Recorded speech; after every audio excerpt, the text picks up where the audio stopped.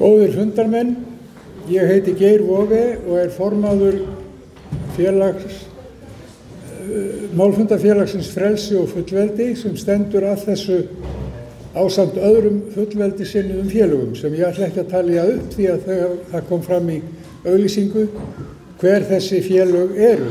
En það mér mikil ánægja að setja þennan fund og biðja frummælendur, þeir eru flestir komnir hingað upp en ef einhverjir eru enn ókomnir að koma og fá sér sæti hérna upp á pallinu. Guðni Ágústsson verður fundarstjóri fundarins og hann mun gera nánari grein fyrir fyrirkomulaginu þegar að hann fær orðið sem hér og nú. Gjörðu svo vel, Guðni.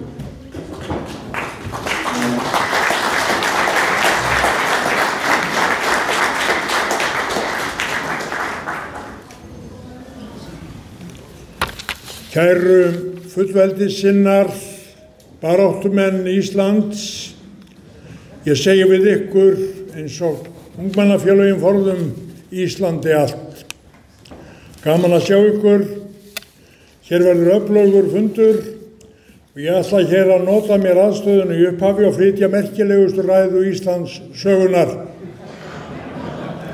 Enn Þórarinn Eyjólfsson á ferðinni fyrir kónginn, eins og forðum Ólaf Haraldsson, enn verið að sækjast eftir því að ná auðlindum Íslands og þess vegna afsala okkur frelsinu. Merkilegasta ræða allra tíma var ræða Einars Þveræings Eyjólfssonar og hún svona: því ég fá ræðin þetta mál, þá hann kominn hingað til að biðja Grímsey.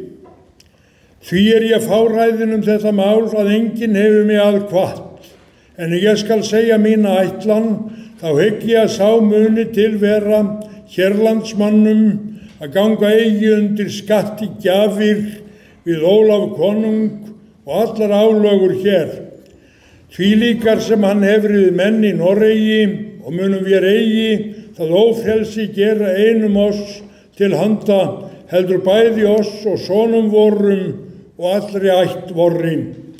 Þetta land byggir og mun ánauðs og aldrei ganga eða hverfa af þessu landi, en þótt konungur sé góður maður sem ég trúi vel að sé, þá mun það fara héðan frá sem hinga til. Þá konungaskipti verða að þeir eru ójafnir, sumir góðir en sumir illir.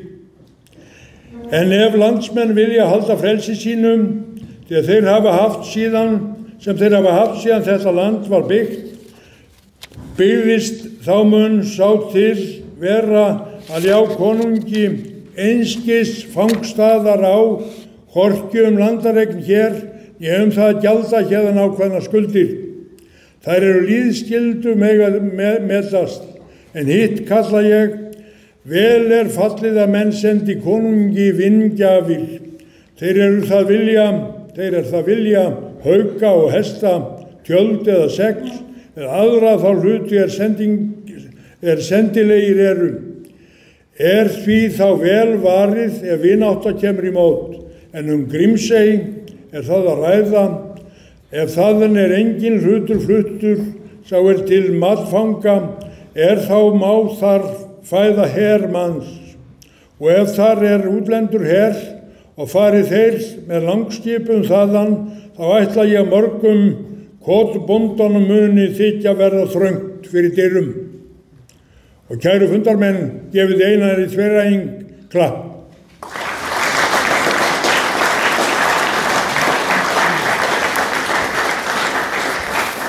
Þetta svona jafnast á við fjallræðuna í Biblíunni og á að vera stjórnarskrá okkar og markmið að eiga þetta land fyrir komandi kynslóðir. En hér ætlum við að hafa góðan fund. Góðir framsögumenn eru sestir hér. Þeir fá 7 mínútur í upphafi hver og einn og ég tel þá fram í stafrófsröð til að gera engan mun á. Og mér til halds og traust verður Geir Waage, margarindur úr Reykholti Snorra góða, og mun hann hjálpa mér við fundarstjórn og svo að ræðum loknum Þá munu þau sitja í pallborði hér og leyfðar fyrirspurnir úr sal. Ég miða við að þetta sé svona 2 tíma fundur. Mér er sagt að ég aldrei að halda lengri fundi. Eru þið sátt við þetta?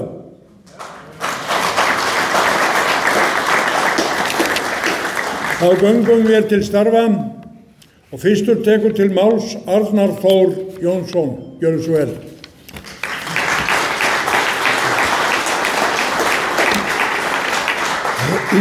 Góði fundamenn, ég vona að heyrist vel í mig og ég þakka ykkur fyrir að koma og ég þakka öllum sem eru komnir hér jafnframt til þess að flytja erindi. Við höfum hér brýnt umræðefni og það er þráðurinn sem tengir okkur öll saman. Hinn íslenski þráður sem hefur verið spunnin hér í yfir 1000 ár. Og við þurfum að minnast þess að fólk sigldi hér yfir hafið og lagði sig í háska til þess að geta verið frjáls í frjálsu landi og þetta blessaða fólk var að flýja stjórnlaust konungsvald í Noregi. Stjórnlaust vald og það er það sem ég held að við séum að horfa á hér nú á tímum þegar að staðreyndin er svo að Alþingi Íslendinga hefur í meira en 30 ár samþykkt allt, og þá meina ég allt sem að komið hefur frá Brussel undir merkjum EES samningsins. Og það er heiður og ánægja fyrir mig að þá koma hérna í ræðustóluna eftir Geir Waage og Guðna Ágústssyni, því báðir eru þeir menn sem eru tengdir þessum sögulega þræði. Og ég vil minna ykkur á það, kæru fundarmenn, að Guðni Ágústsson var einn af þeim 23 þingmönnum sem kaus gegn EES samningnum á sínum tíma og ég held að það hefði verið rétt ákvörðun því að þó að samningurinn hafi vissulega fært okkur ýmislegt til góðs að þá er staðan í dag orðin sú að hann varðar ekki evrópskt efnahagssvæði því að hann er farin að teygja sig langt út fyrir það sem að heitir efnahagur og í rauninni ættum við bara að tala hann hér eftir sem samningurinn evrópska svæðið. Því hann er orðinn pólitískur samningur og hann er farin að teygja sig inn á alls konar svið sem að Guðna grunaði ekki frekar en aðra þingmenn 1993 að myndu vera fellt undir þetta, samanber meðal annars raforkun og okkar dýrmætu. Þannig að auðlindir Íslands eru í raun og veru undir. Og samningurinn evrópska svæðið teygir sig nú til þess að í rauninni yfirskyggja allt löggjafarstarf á Alþingi og að sumuleyti finnst mér þetta verða að fara að minna á stöðuna í Sovétlýðveldunum þar sem að þingin í rauninni höfðu heimild til þess að ákveða verklag og orðalag en stefnan, reglurnar og rammarnir komu frá Moskvu og í dag er þetta farið að taka á sig það mynd að Alþingi sé í þessari stöðu og allt sem máli skiptir kemur frá Brussel. Þetta viljum við ekki.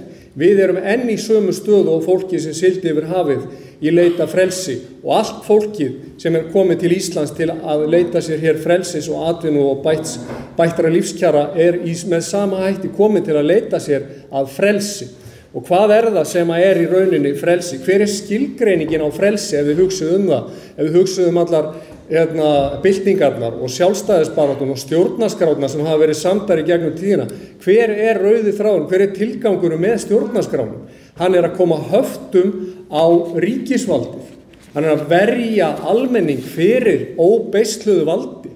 Og ég má ekki til þess hugsa að Íslendingar verði eina þjóðin á sögulegum tímum sem að í raun og veru afsalar sér þessum höftum á ríkisvaldinu af því að við höfum ekki tíma til að sinna þessu, af því að það er einhver þáttur í sjónvarpinu eða einhver fótboltaleikur, ég hef ekki tíma, ég er að vinna, ég er líka í vinnu og þið öll líka og við höfum samt þrek til þess að hugsa þessi mál og við sjáum hvílík óveðurský eru farin að hrannast upp við sjóndeildarhringinn og þá er það skylda okkar og ég vil meina að það sé í rauninni borgaraleg skylda okkar hvers og eins, ekki bara til að hugsa þetta og setja okkur inn í þetta, heldur ekki síður er það borgaraleg skylda okkar að upplýsa fjölskyldumeðlimina okkar, börnin og barnabörnin, foreldra og frændur, vini og vinnufélaga.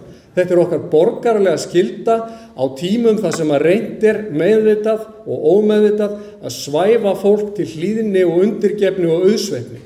Við erum á grafalvarlegum tímum og það sem að við erum að fást við er í raun og veru skrifstofuvald sem teygir sig hér með degi hverjum til aukina áhrifa á Íslandi og annars staðar og á sama tíma og það að molna undan Evrópusambandinu, innanfrá, efnahagslega og pólitískt.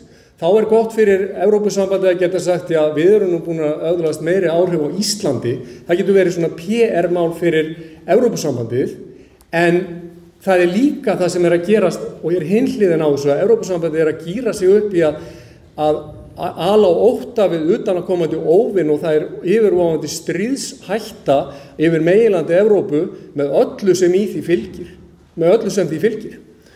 Svo að í þessu gæti falist, kæru fundarmenn, að ef allt fer á versta veg og við sogumst ofan í þennan svelg sem að Evrópusambandið með öllu sínu stjórnlyndi og öllu sínum ólýðræðislegu stjórnarháttum, 400 milljón manna samfélag sem að skeytir ekkert 400.000 manna þjóð út í Ballarhafi, þá gæti þetta enda með því að börnin okkar verði kvödd í her á meginlandi Evrópu til þess að taka þátt í blóðbaði sem kostað með lántökum, geigvænlegum lántökum sem reyndar að sliga þessar þjóðir á meginlandi Evrópu. Hvað höfum við að sækja inn í Evrópusambandið ef því væri reynt að svara því heiðarlega? Erum við að sækja þetta þangað í efnahagslegum tilgangi? Nei, vegna þess að allar hagtölur augljóslega á leiðinni niður í Evrópusambandinu. Þýskaland meira að segja að kikna undan skuldum og álagi. Frakkland og Bretland, Frakkland að leita til Alþjóðagjaldeyrissjóðsins og það órói náttúrulega þó að Bretland sé ekki að með þá það bara áminning til okkar hversu erfitt var fyrir Breta sem rúmlega 60 milljón manna þjóð komu sér að nút og þau séu herveldi og viðskiptaveldi og menningarlegt stórveldi. Hvernig haldið að Íslendingum gæti tekist að komast að nút? Það gildir í því forkveðna sem að Snorri Helgi hafi skrifað að konungsgarður rúmur eingöngu en þröngur brottfarar. Það gildir ennþá. Það fengur Bretar að finna á eigin skinni. Smáþjóð hefur ekkert inn í þetta að gera. Við höfum allar forsendur hins vegar til þess að lifa sjálfstæð og friðelskandi og vera öðrum þjóðum til aðstoðar í öllu því sem ágengur í heiminum, vera rödd og kyndilberi friðar, mannkærleika og frelsis eins og Ísland var í rauninni numið og stofnað til þess að vera. Við höfum dýrmætan arf í höndunum, kæru fundarmenn, og við megum ekki láta hann slökkna á okkar líftíma. Við berum ábyrgð gagnvart fyrri kynslóðum og við berum ábyrgð gagnvart síðari kynslóðum. Og það var inntakið í allum ræðum og skrifum Jóns Sigurðssonar, svo ég dragi þetta nú saman, að þráðurinn mætti ekki slitna. Við höfum átt íslensk lög frá upphafi og við höfum haldið íslensku lögum eftir að við gengum undir erlent konungsvald. Íslensk þjóð getur ekki verið orðin svo illa að sér og hún láti þetta yfir sig ganga því að ef að það orðið þannig í 30 ár að neitunarvaldi hafi aldrei verið beitt, þá þetta neitunarvald orðið óvirkt í raun og veru og í Alþingi orðið að afgreiðslu skrifstofu fyrir Evrópusambandið. Meira segja þegar mest lá við og orkupakkarnir voru undir, þá treysti enginn sér nánast til þess að beita þessu neitunarvaldi og það gekk maður undir manns hönd í háskólunum og ríkisstofnunum og ráðuneytunum og allstaðar til að segja okkur að neitunarvaldi væri ekki lengur virkur möguleiki vegna hvers að þau hafa búið samþykkið í sameiginlegu EES-nefndinni. Sem einhver óþekktur embættismaður Íslendinga út í Brussel hafi rétt upp hönd á fundi þar sem að orkupakkin hafi runnið í gegnum EES-nefndina og eftir það átti neitunarvald Ísland sem samningsbundið að vera ekki lengur til staðar. Samningurinn evrópska svæðið, þetta eru lokaorðið mín, samningur sem tvíhliða. Hann tvíhliða, það þýðir það að við höfum rétt, ef allt væri með feldu, til þess að beita neitunarvaldi. Því hefur ekki verið beitt. Þessi þrúgandi þrýstingur á utan ekki eitthvað sem á að gefa okkur tilefni til þess að beygja okkur undir þetta og gera þetta einhvers konar átrúnaði, heldur þvert á móti að gefa okkur tilefni til þess að við segjum okkur frá þess og segjum nei takk, við viljum vera frjálst þjóð til að fá að velja og hafna og semja okkar eigin lög. Og þetta eru skilaboð mín til ykkar og ég ætla ekki að hafa þetta lengra þó ég geti talað í klukkutíma, en takk fyrir að hlusta og takk fyrir að koma.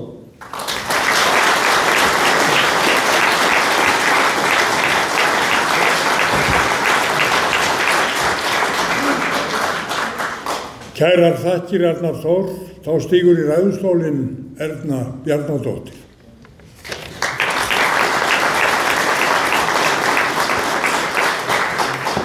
Fundarstjóri og góðir fundamenn, Ég get nú ekki komist hjá því að rifja upp fyrst þegar ég kom í þess hús 12 ára, þá var til að horfa á Delirium Búbónis og Gísla Halldórsson, það var mikið fjör. En nú horfið þið okkur annað á þessu sviði, fólk sem alltaf tala bókun 35 og sem að nú til umfjöllunar fyrir Alþingi, sem nú megin efni þessa fundar. Í þessari umræðu mikið tekist á að hér sé formsatriði versus það að aðri gagnrýna að hér sé verið að breyta jafnvel stjórnskipan landsins. Þetta ekki spurning framsetningu, jafnvel ekki einu sinni efni, heldur stjórnskipulega stöðu Alþingis. Spurning það hvort íslensk löggjöf eigi sjálfkrafa að lúta regluverki sem ákveðið út í heimi, eða hvort Alþingi á að hafa síðasta orðið. Ef að Alþingi samþykkir bókun 35, þá óbeint verið að segja, við treystum okkur eiginlega ekki til að taka réttar ákvarðanir þegar á reynir. Og ef Alþingi treystir sér ekki til að meta hvert mál fyrir sig þegar það kemur upp, hvers vegna ættum við þá að treysta Alþingi yfirleitt? Þetta snýst ekki bara lagatækni, heldur trúverðugleika löggjafans gagnvart þjóðinni. Og ég nú engin sérfræðingur þetta mál svona, minnsta kosti ekki frá fæðingu, þannig að ég varð að leita í smiðju mér fróðrar manna til þess að fara dýpra í þetta efni og fyrir varð að leita til Karls Baudenbacher, fyrrverandi forseta EFTA-dómstólsins, ekki nokkra daga eða nokkur ár, heldur 22 ár, og hann hefur margoft fjallað þessi mál. Þannig hefur hann til dæmis sagt að EES-samstarfið, það ekki einhvers konar sambandsríki og þar engin sjálfvirk forgangsregla. Og þessi staðhæfing ein og sér, hún afhjúpar það að engin lagaskylda hvílir á Íslendingum eða Alþingi okkar til að lögfesta slíkar reglur. Samt klifa menn á því að við verðum að gera þetta. En hver verður? Hver hefur sagt að það skylda ykkar að afsala ykkur endanlegu ákvörðunarvaldi? Ekki nokkur maður. Þetta val og það verið að reyna að láta það líta út eins og skyldu.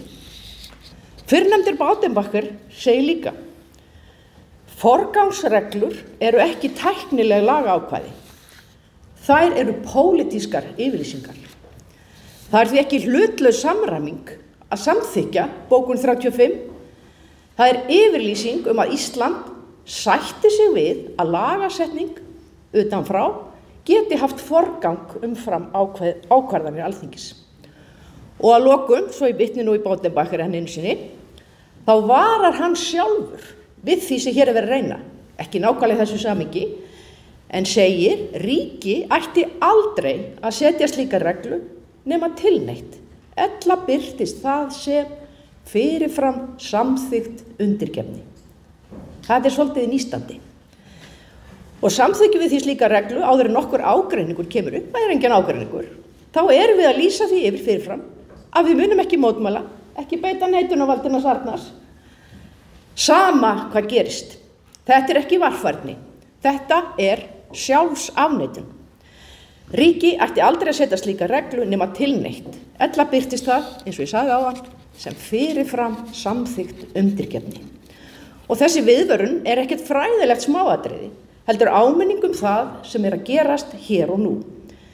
Við sjáum það í umræðan í dag, og ég meina bókstaflega í dag, þegar menn reyna að breyta pólitískri yfirlýsingu í formsatriði, og þá á ég við skrif sem að birtust hér á ónefndu bloggi, þar sem sagt bara að frumvarpið hrófli ekki við bókuninni. Heldur sé aðeins breyting á lögum sem Alþingi geti breytt hvenær sem En þetta rangt. Þegar Alþingi samþykkir forgangsreglu, það ekki að laga einhvern texta, það ekki einhverju stafsetningar eða málfræði vinnu, það að taka afstöðu til þess hver hefur síðasta orðið. Og þú breytir ekki slíkri ákvörðun fram og tilbaka með einföldu meirihluta. Hún hefur stjórnskipulegar afleiðingar. Og það því líka rangt að halda því fram að þetta auki rétt borgaranna. Þeir njóta nú þegar réttinda samkvæmt EES-samningnum, án þess að Ísland hafi afsalað sér sjálfsákvörðunarrétti. Og þetta búið að vera svona síðan 1994. Og þessi breyting, hún bætir því engu við. Hún flytur aðeins úrskurðarvaldið úr landi. Og að kalla það lögskýringarreglu því blekking. Þetta forgangsregla og hún breytir sjálfum grundvelli stjórnskipunarinnar. Það skiptir nefnilega bæði máli hvað við segjum og hvernig. Og í máli sem þessu hætt við umræðan festist í orðalagi eða smáatriðum. Að menn gagnrýni setningar en ekki grunnforsenduna. Kjarnaspurningin nefnilega alls ekki hvort að texti sé nógu skýr, heldur hvort Alþingi eigi að afsala sér síðasta orðinu. Þannig að þegar við heyrum frasa eins og, já, við erum bara að samræma kerfið, þá svarið einfalt. Það hægt að samræma án þess að gefa ákvörðunarvaldið eftir. Það hægt að vinna með öðrum án þess að hneigja sig fyrirfram. Við eigum ekki að ræða útfærsluatriði ef ætlunin að hafna forsendunni. Það þarf að tala af festu og skýrleika, ekki aðeins með lagarökum, heldur líka út frá stjórnskipulegri ábyrgð. Hvað þá í húfi? Ef samþykkt verður að erlendar reglur skuli sjálfkrafa ganga framar íslenskum, verið að senda þá yfirlýsingu að Alþingi sé ekki talið áreiðanlegt sem endanlegt ákvörðunarvald. Slíkt ekki tæknilegt skref. Það yfirlýsingu sjálfstæði eða kannski enn frekar skort á því. Þetta því ekki formsatriði, heldur eins og ég sagði áðan, fyrirfram samþykkt undirgefni og þegar formsatriði notað til að réttlæta valdaframsal, þá ber almenningi að bregðast við. Það nefnilega allt annað en formsatriði að framselja vald. Og svo vil ég þakka ykkur öllum fyrir að velja að nota tíman ykkar og koma í kvöld. Takk fyrir mig.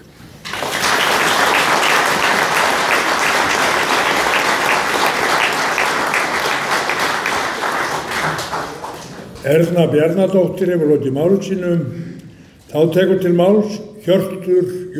Guðmundsson. Gjörðu svo vel.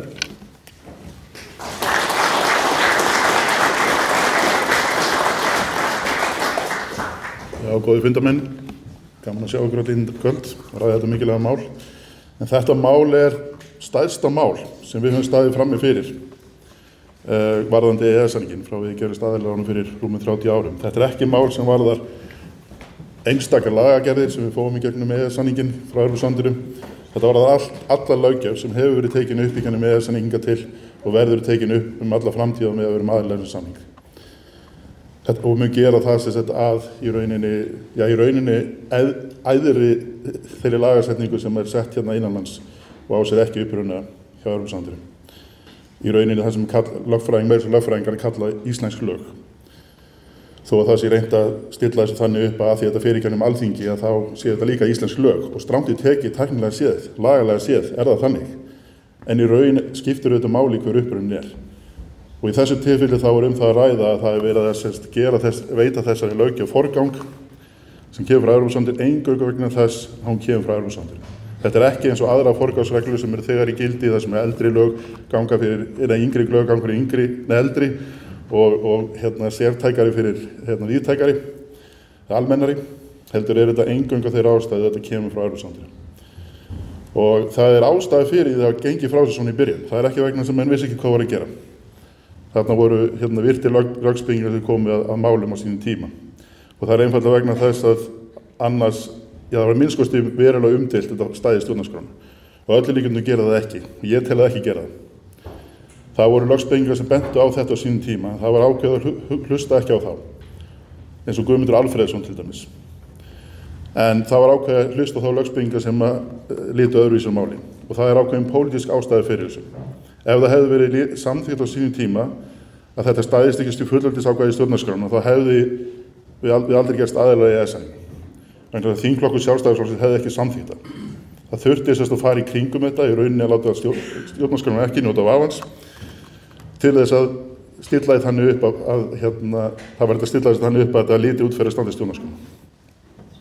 Og þess vegna stöndum við í þessum sporum í dag, að það var ekki staðið nógu vel að þessi í byrjun. En núna heldur ekki láta stjórnarskrána njóta vafans. Núna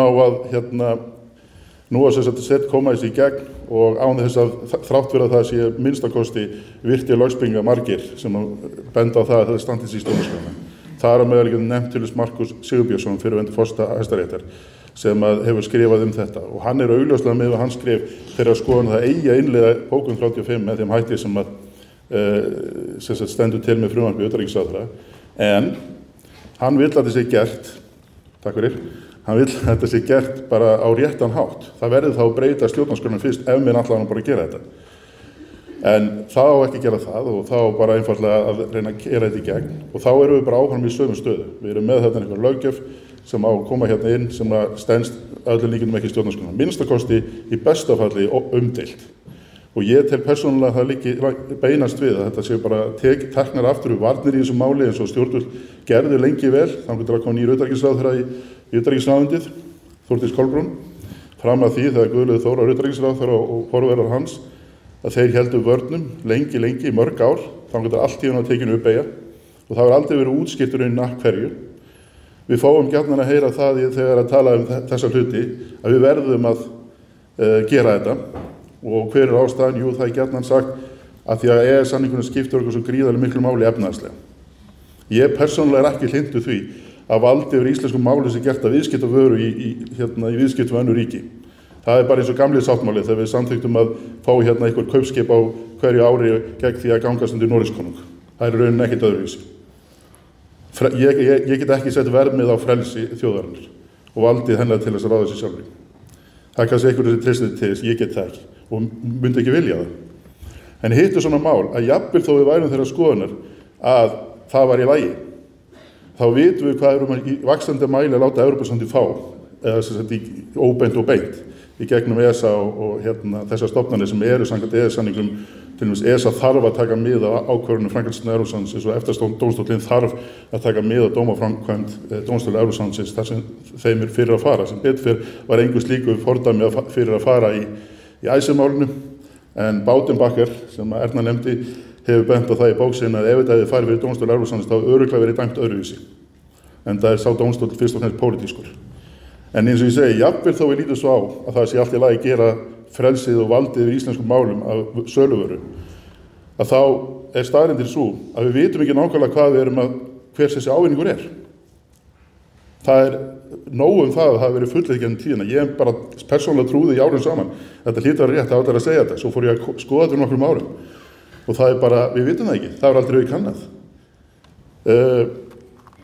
Einn ágætur þingmaður fyrrverandi, Kristján Gunnarsson, lagði fram fyrirspurn á Alþingi haustið 2001, desember 2008 og spurði bara hver efnahagslegur ávinningur Íslands að EES-samningum með tilliti til þess að helstu hagstæðar, landsframleiðsla, kaupmáttur, utanríkisviðskipti og svo framvegis. Svarið kom frá forsætisráðuneytinu í starfsstjórn Jóhönnu, ég held í mars 2009 og það svarið var einfaldlega, við vitum það ekki. Það hefur aldrei verið kannað. Svo að fara að tala bara svona almenna þróun, efnahagsþróun fram að því en tekið fram að það var ekkert þetta fullur það hvað mikið að þessu hefði með EES-samningi gera og hvað eitthvað annað eins og til dæmis ákvarðanir stjórnvalda, þróun og alþjóðaverki, vettvangi, aðra fríverslunarsamningar sem framvegis. Þannig að það hefur ekki vantað fullyrðingargleðina. Síðan hefur ein úttekt verið gerð í rauninni á þessu, það var af Hagfræðistofnun Háskóla Íslands og það var í tengslu við svona stærri úttekt sem átti að gera í þessum efnum þegar Gunnar Bragi Sveinsson var utanríkisráðherra í ríkisstjórninni 2013-2016 en það eina sem kom út úr þeirri vinnu var skýrsla Hagfræðistofnunar og þar er rauninni skilað auðu líka. Ekki þetta fullyrðing hver efnahagslegur ávinningur af EES-samningnum er. Og þegar maður ræðir þetta við fólk þá svona að lokum fer fólk að tala reikisamband, af því við höfum reikisamband, ekki gerðist við aðilega EES út af því. En staðreyndin svo að forsendur aðildur okkar EES-samningnum er í rauninni hver og öðrum búin að bara horfin, má segja. Við gerðumst til þess aðilar af EES-samningnum til þess að tryggja útflutning á útflutningshagsmuni. Staðreyndin svo að það var búið að tryggja þegar með fríverslunarsamning Íslands við Evrópusambandið við efnahagsbandalagið forveraðis frá 1972 fullt tollfrelsi með iðnaðarvörur. Það var búið að tryggja fullt tollfrelsi með stærstum hluta af sjávarafurðum. Það er enn þannig í dag að stór hluti af utanríkisviðskiptum okkar útflutningi segja að sjávarafurðum er í gegnum fríverslunarsamninginn frá 1972, ekki EES-samninginn. Af því það er kveðið á mjög bókun 9 við EES-samninginn að það gildi þau kjör sem hefur það verið samin sem hagstæðari kjör í öðrum samningum þá gildi þau kjör og það er eingöngu verið átt þar við samningur á 72. Þannig að jafnvel þó EES-samningurinn er ekki til á morgun og myndi bara leggjast af við eitthvað sem maður myndi nú aldrei gera því að það þarf að segja upp 12 mánuða fyrirvara að þá myndi þessi samningur halda sínu gildi og það þarf ekki annað en að tékka á lagasafni Evrópusambandsins og þá sést að hann er í fullu gildi. En svo er annað, ég menna neitunarvaldið var ein forsenda fyrir gerðist aðilega EES-samningnum og það er beinlínis komið fram í gögn í Evrópusambandinu ef að EFTA-EES-ríkin beita neitunarvaldinu að þá muni það hafa neikvæðar afleiðingar á viðkomandi ríki. Og ég veit ekki hvers konar ofbeldissamband það er. En af því þetta eina forsendu, og Davíð Oddsson hefur talað það, þetta er forsendu fyrir gerðist aðalega EES-samning. Bókun 35 var ein forsenda líka, að hún væri, fær ekki í sér, við varum að fara undir yfirþjóðlegt vald, eða yfirþjóðlegt löggjafarvald. Þannig að það hver eiginlega forsendun á fætur öðrum sem er horfin. Annað með utanríkisviðskiptin það að Evrópusambandið hefur samið fríverslunarsamninga við Kanada, Bretland og Japan á síðustu árum. Það sem fullt tollfrelsi við sjávarafurðir. Við höfum aldrei verið fullt tollfrelsi við sjávarafurðir með EES-samninginn.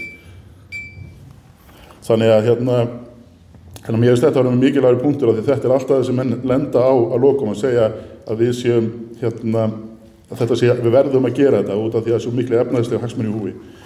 Daginn var bara að lokum skýrsla gerð sem að samstarfi utanríkisráðuneytis Skattsins og skrifstofu EFTA í Brussel og þar var verið að meta ávinning útflytjenda í gegnum gagnvart Evrópusambandinu. Og það kom í ljós að það var einhverjir 35 milljarðar ávinningur af EES-samningnum og tengdum samningum. En það sem var búið að semja eins og ég sagði áðan flesta þessa hagsmuni áður, iðnaðinn og stórhluta sjávarútveginn, að þá má ætla að sé svona útflutningshagsmunir okkar af EES-samningu séu svona 4 milljarðar, kannski 4-5 milljarðar. Á sama tíma til dæmis erum við að stöndum við framfyrir því að við þurfum jafnvel að koma upp holræsakerfum sveitarfélögum sem eru hugsuð fyrir meginland Evrópu, þessu milljóna borgir við sömu ána en ekki við sjávarsíðuna og við strauma Atlantshafsins og þetta mun kosta sveitarfélögum 100 milljarðar í stofnkostnað og svo rekstrarkostnað. Og þá leita fullt af svona dæmum, finna fullt af dæmum þessi gríðarleg kostnaður EES-samningnum. Þessi 4 milljarðar, þeir duga nú skammt hvað það var. Þannig að ég segi bara við þurfum við þurfum að hafna þessum samþykkja ekkert að frumvarp felur í þessu uppgjöf, það allar kröfur ESA uppfylltar í þessu og þá bara láta reyna á þetta fyrir EFTA-dómstól, láta fara sitt ferli í samkvæmt EES-samningnum. Ég er ekki hrifinn að ég sitja fyrir erlenda dómstóla svo sem, en þetta er sá dómstól sem á að skera úr þessum mál samkvæmt EES-samningnum og ef við höldum við vörnum við þessu máli þá fer að væntanlega þangað og við höfum heyrt málflutning áður að það er ekki hægt á það, við munum þetta ICE-málinu, það fór öðruvísi en margir héldu fram og jafnvel þó það færi á versta veg þá fer það ekki verr en frumvarp utanríkisráðherra. Takk fyrir.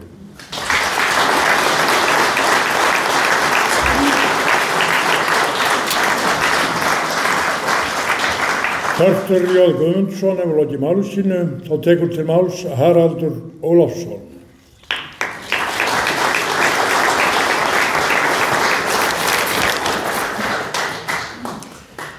Takk að þið fyrir.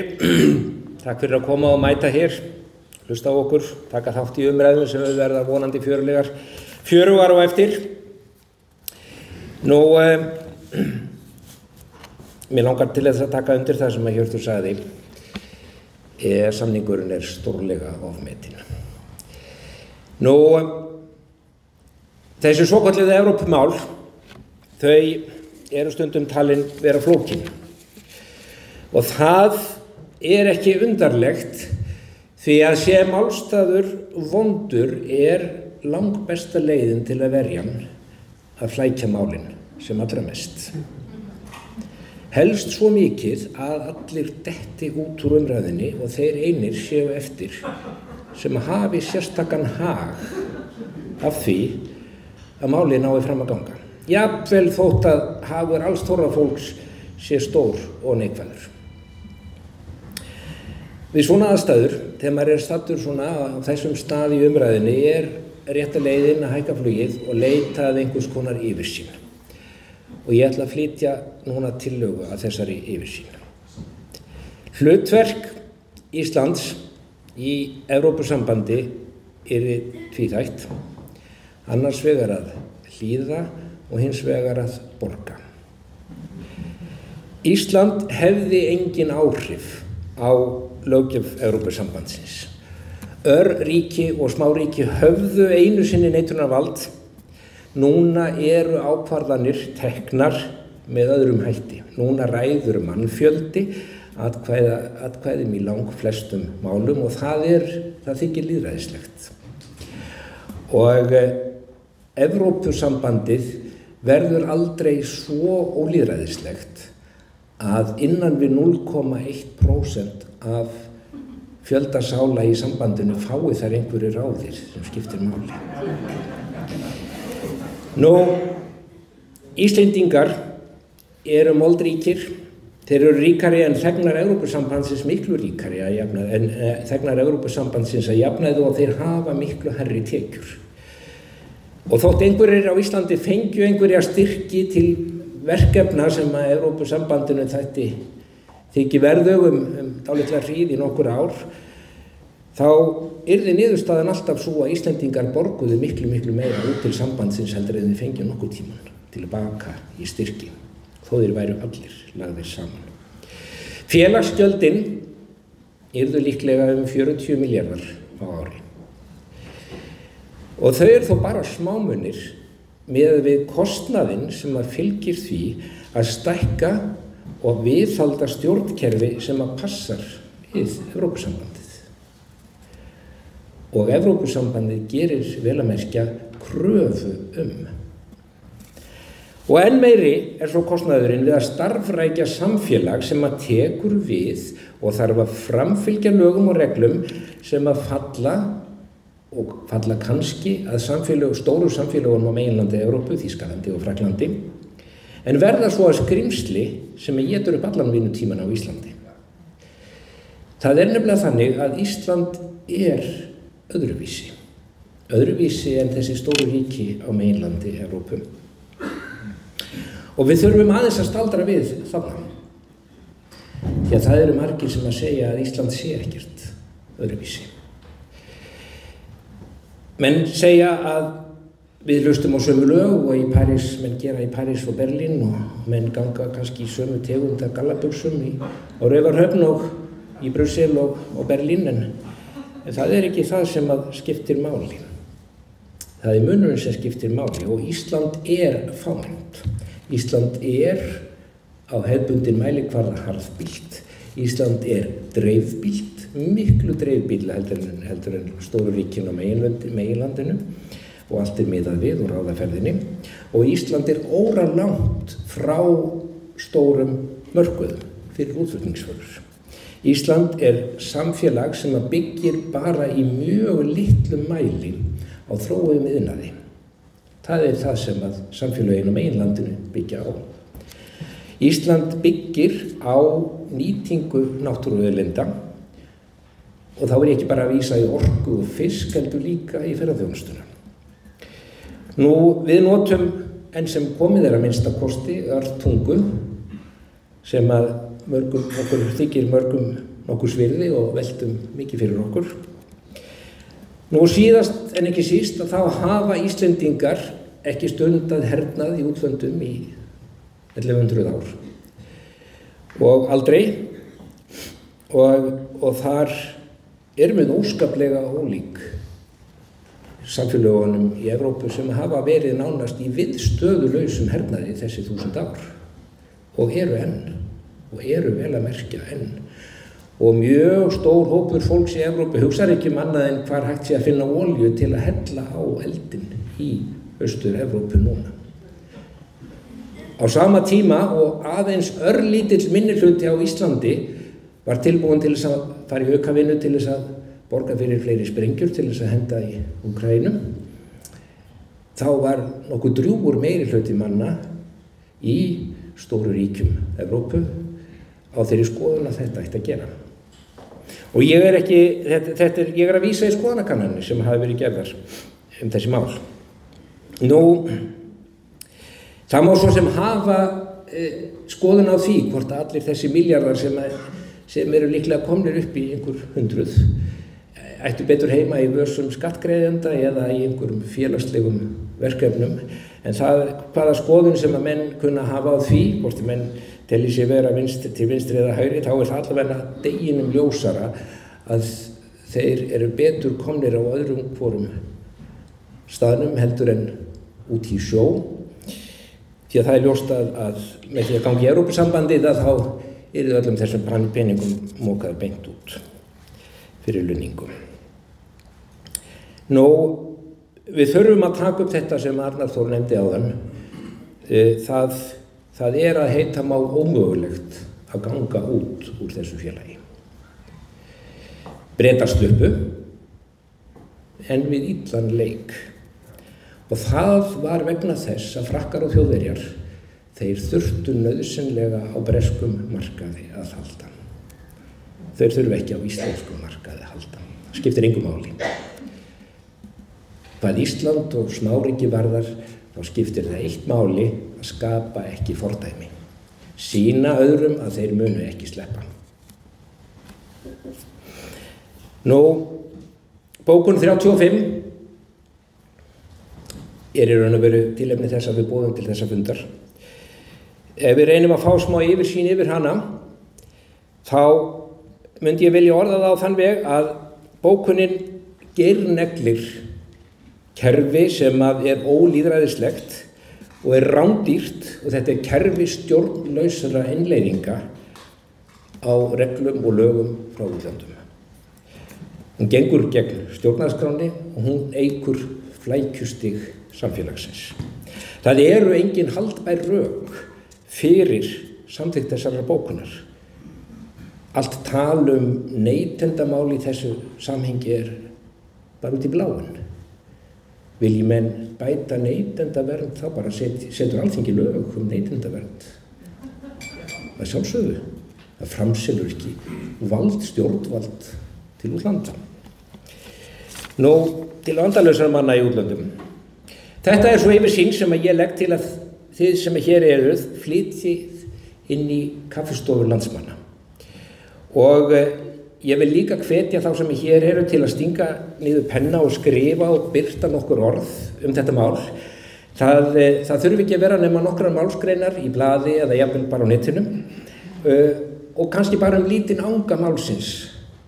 Það skrifar ekki allt í einu og það skiptir máli að fjöldi fólks úr ólíkum áttum, ekki bara lítill hópur sem að legið hefur yfir málinu árum saman, láti í sér heyra.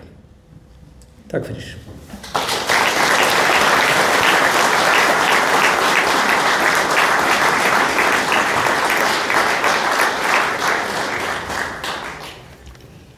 Haraldur Ólafsson hefur lokið máli sínu og þá stígur 5. ræðumaðurinn í stólinn, Jón Bjarnason. Gjörðu svo vel.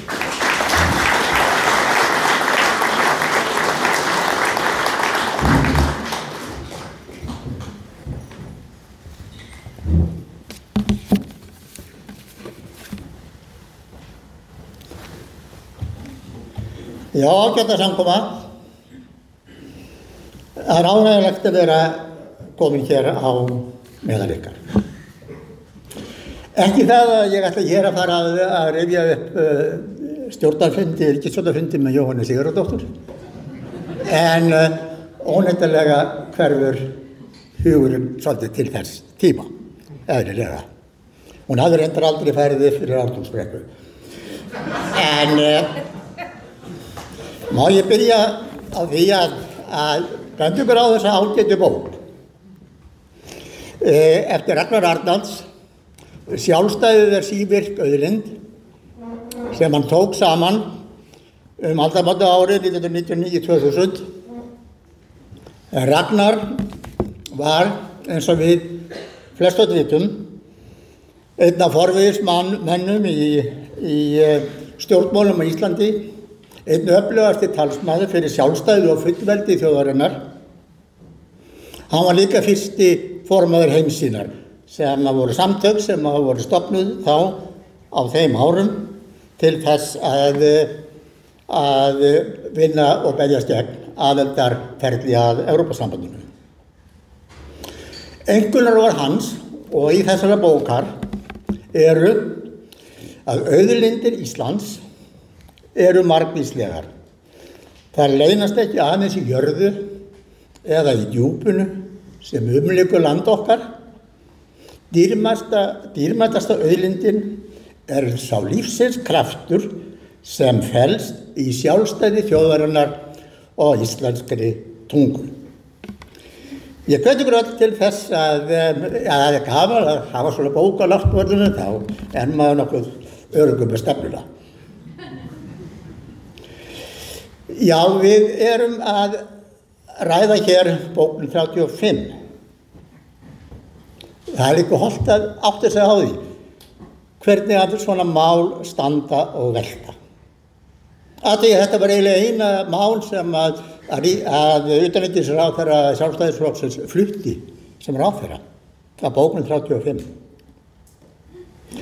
Þetta var líka kannski mál sem var stoppað inn í utanríkismálanefnd og einu manni sem var formaður utanríkismálanefndar Bjarni Jónsson og hleypti málun ekki áfram. Gerum líka grein fyrir því að bókun 35 og afdrif hennar kannski einn og örlagum völdum fyrir því að ríkisstjórnin síðasta splundraðist. Þetta í sjálfu sér stór mál og ekki óeðlilegt að fullveldi landsins og sjálfstæði verði pólitísk átök. Og þau urðu, og sem betur fer erum við enn í þeirri stöðu að geta rætt hér að bókun 35 sem viðbætt við EES-samninginn verði aldrei að veruleika. Guðrún Ívarsdóttir spákona sagði á útvarpi Sögu þegar hún var spurð verður bókun 35 samþykkt. Nei, sagði hún. Ertu alveg viss? Já, ég fæ það svar að hún verður aldrei samþykkt. Ég vona hún hafi rétt fyrir sér.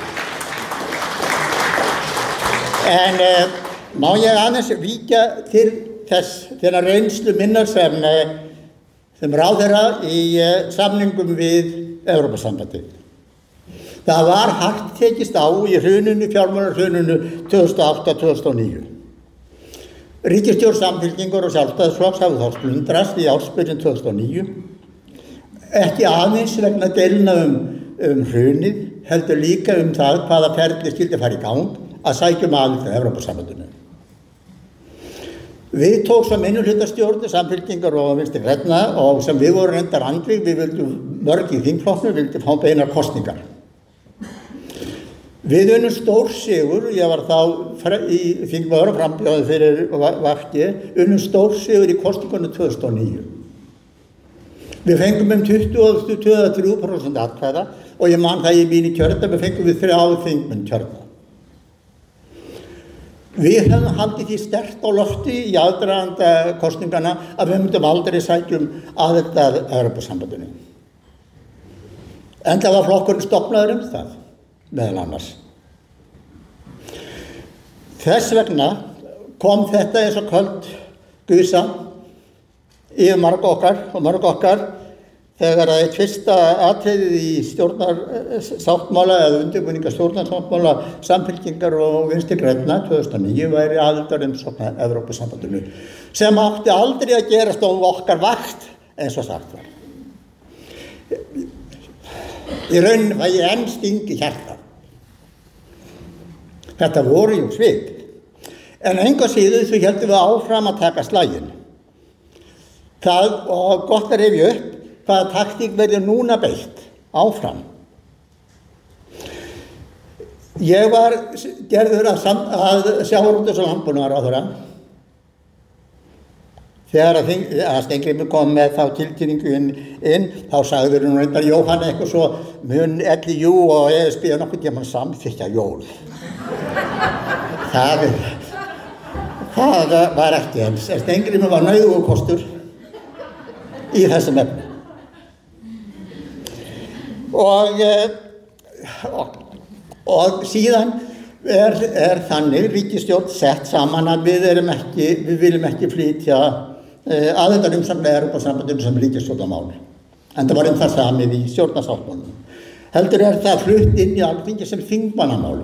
Reyndar utanríkisráðherra flutningsmaður en flutningsmaður það þingmannamál. Og þannig það afgreitt frá Alþingi. Að umsóknin sem slík, að umsóknarbeinin sem slík kom aldrei inn í ríkisstjórn. Þannig að þessi málsmeðferð var mjög sérstök.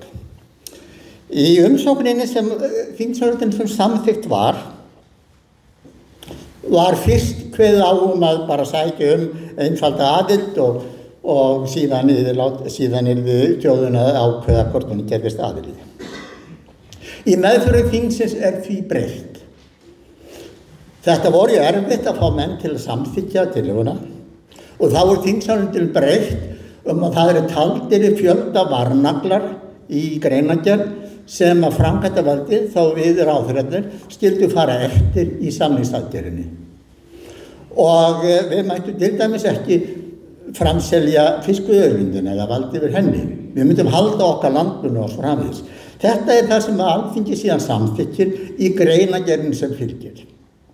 Þegar umsóknin fer til Evrópusambandsins, þá er hún bara stutt og laggóð. Hún er bara að hér með sækir Ísland aðild að Evrópusambandinu samkvæmt artikul 49. Og einhver fyrirar og ekki neitt. Þetta var reyni þvert á það sem Alþingi sjálft hafði þó samþykkt í greinargerðinni. Síðan förum við, þá er þá farið í þessa samninga. Og hver ráðherra verður ábyrgur fyrir því að vinna greinargerðir, bera saman lög og reglugerðir Evrópusambandsins og viðkomandi málaflokka. Þannig að það var þá minni ábyrgð að vinna meðal annars að bera saman lög og reglur í landbúnaðar- og sjávarútvegsmálum. Þannig að þetta eru nokkri kaflar, 35 kaflar og sem á að semja Staðreyndin er svo að sjávarútvegskaflinn var aldrei opnaður. Þeir neituðu að opna hann meðan að við veitum makríl. Þessu makríllin er okkar og við leyfum og því það var enga rétt til að veiða makríl og meðan þeir veiði makríl þá getum við ekki opnað sjávarútvegskaflann.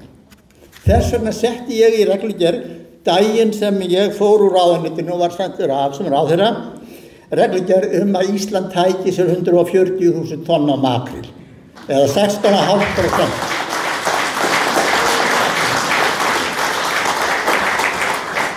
Og þar með vissi ég að Evrópusambandsumsóknin var dauð.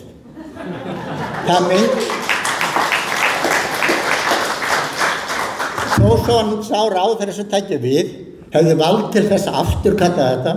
Hver hefði viljað standa í þeim sporum og segja nei, við ætlum bara að taka eiginlega ekki neitt.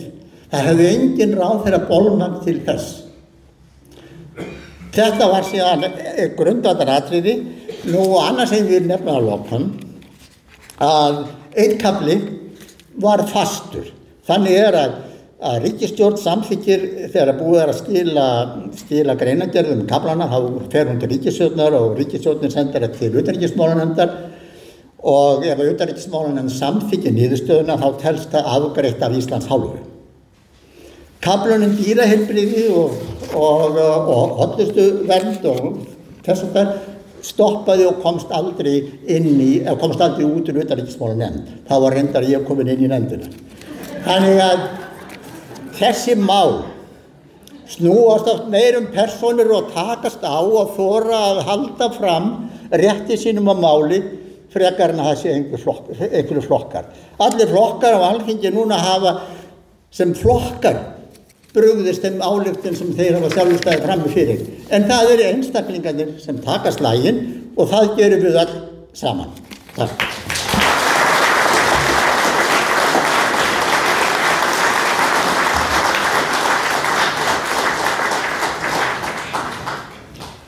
Kærar þakkir Jón Bjarnason.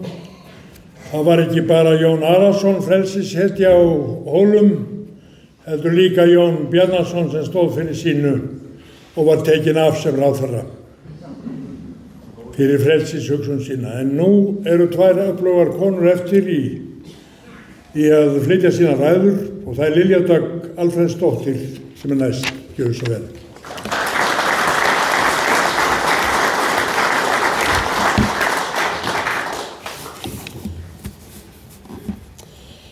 Fundarstjóri og kæru gestir, mig langaði nú að byrja mitt erindi á því að við myndum gefa Jóni Bjarnasyni gott klapp fyrir hans framlag.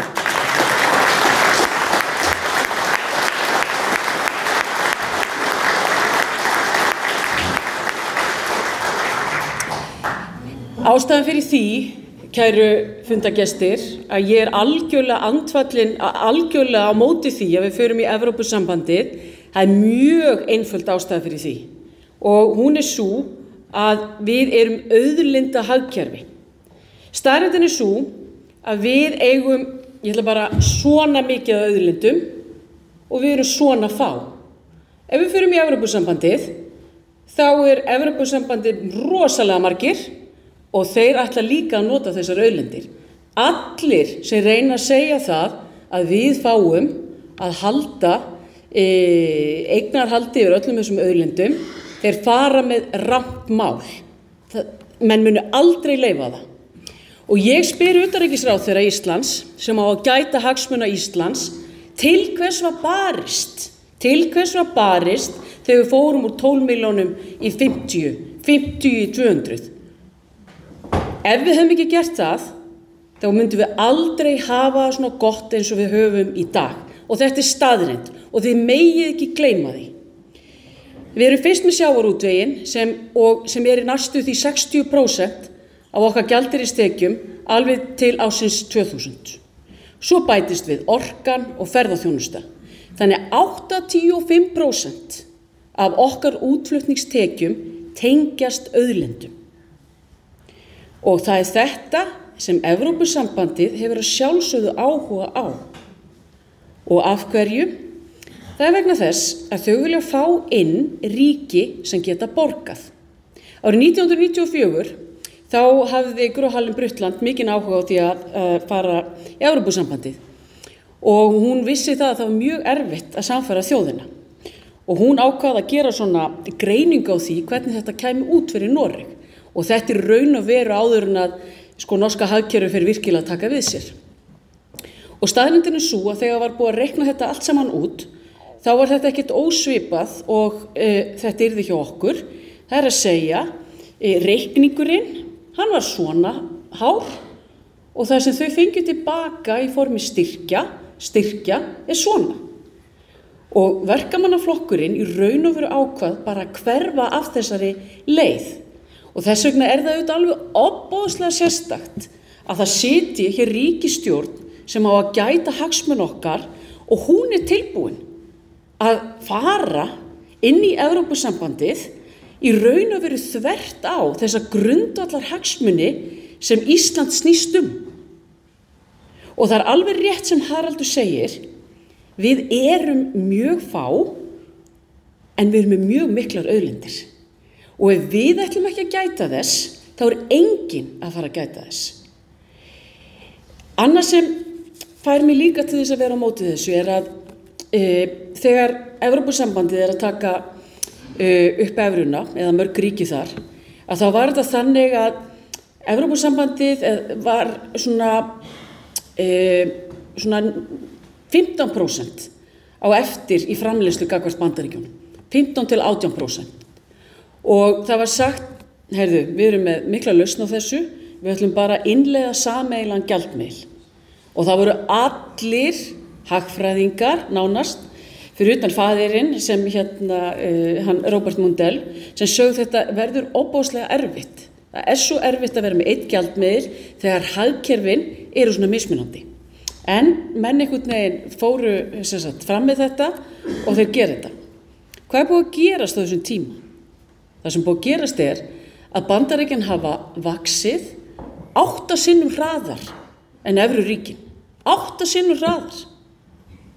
Og það í raun og veru svo komið að það kemur út skýrsla núna daginn sem Mario Draghi, fyrrverandi forsætisráðherra Ítalíu og seðlabankastjóri Ítalíu með. Og það kemur fram að það þurfi að ráðast í nánast 400 tillögur til að bæta samkeppnishæfni Evrópusambandsins. Og ég spyr bara, hvað höfum við að gera þangað þá? Af hverju bara fá þau ekki að klára sitt og við höldum áfram að vaxa og dafna eins og við höfum verið að gera síðan við fengum sjálfstæði. Ég segi stundum að Mario Draghi sé svona eins og litla gula hænan. Hann að segja við alla, heyrðu, við þurfum að baka hérna brauð. En það enginn tilbúin til þess að koma og hjálpa honum að baka þetta brauð. Aðeins 11% af þessum tillögum búið að hrinda í framkvæmd. Og meðan Kína að taka fram úr og Evrópusambandið í þessum vandræðum. Eitt stærsta ríkið í Evrópu, Frakkland, í stanslausri stjórnarkreppu. Og haldið þið að Frakkland, og það þessir erfiðleikar í Evrópusambandinu, að einhver fara að taka tillit til þess sem að gerast hér. Það ekki svo. Við þekkjum það, hvernig þetta var hér í fjármálahruninu, að ef við höfum ekki staðið í lappirnar og passað upp á fullveldið og sjálfstæði, þá værum við ekki með svona cirka 40-50% skuldir, heldur við værum eins og Grikkir með 130 eða Frakkar sem að vera með 120 og við gætum ekki verið að vaksa og bæta þau lífskjör sem eru hér í dag. Ég treysti okkur best, Íslendingum, að taka þessar ákvarðanir. Við höfum sýnt að alveg frá fullveldi og sjálfstæði þá hefur okkur vegnað einna best. Og ég spyr utanríkisráðherra, til hvers var barist? Og þetta graf alvarlegt mál vegna þess að það sem á að reyna að fara að selja okkur, að evran, leið og við tökum evruna, þá lækki vextir. Þetta ekki satt. Vextir eru mismunandi eftir því hver verðbólgan í aðildarríkjum. Það engin töfralausn. Og mér finnst það, eins og þegar tímanir eru svona erfiðir, alþjóðlega, að það sé verið að eyða tímunum í að reyna að samfæra fólk eitthvað fyrireignarland sem verður ekki tekið tillit til okkar sérstöðu. Það skandall.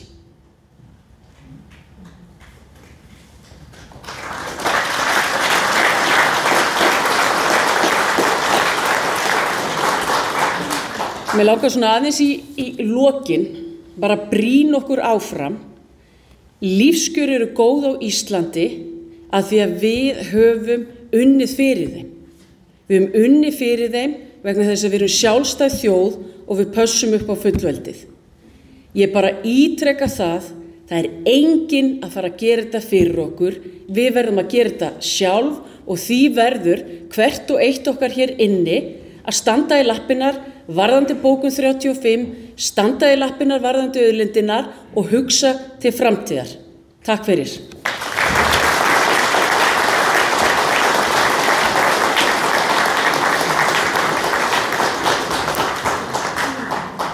Lilja Dögg Alfreðsdóttir hefur lokið máli sínu og þá síðust en ekki síst Sigríður Andersen. Gjörðu svo vel.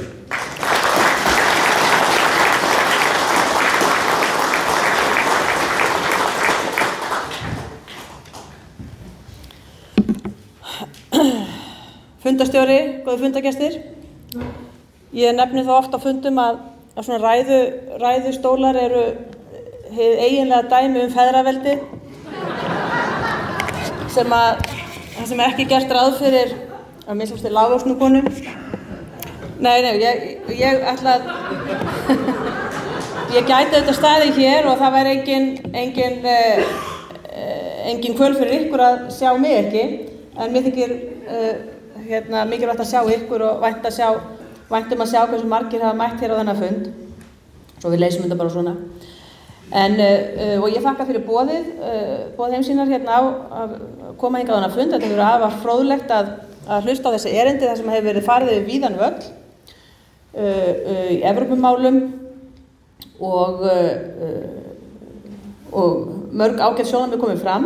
Ég var hins vegar beðin að koma hingað til þess að ræða bókun 35 sérstaklega og ég ætla kannski á þessum nokkrum mínútum sem ég ætla að stilla klukkuna á að Allt í lagi, segjum ég verð ekki að hugsa klukkur. Nei, bara svo maður svo vanur að hafa klukku hér fyrir framan sig þegar maður halda ræður. Maður getur talað þetta endalaust og ég nú búin að halda örfá ræður bókun 35 á síðustu mánuðum.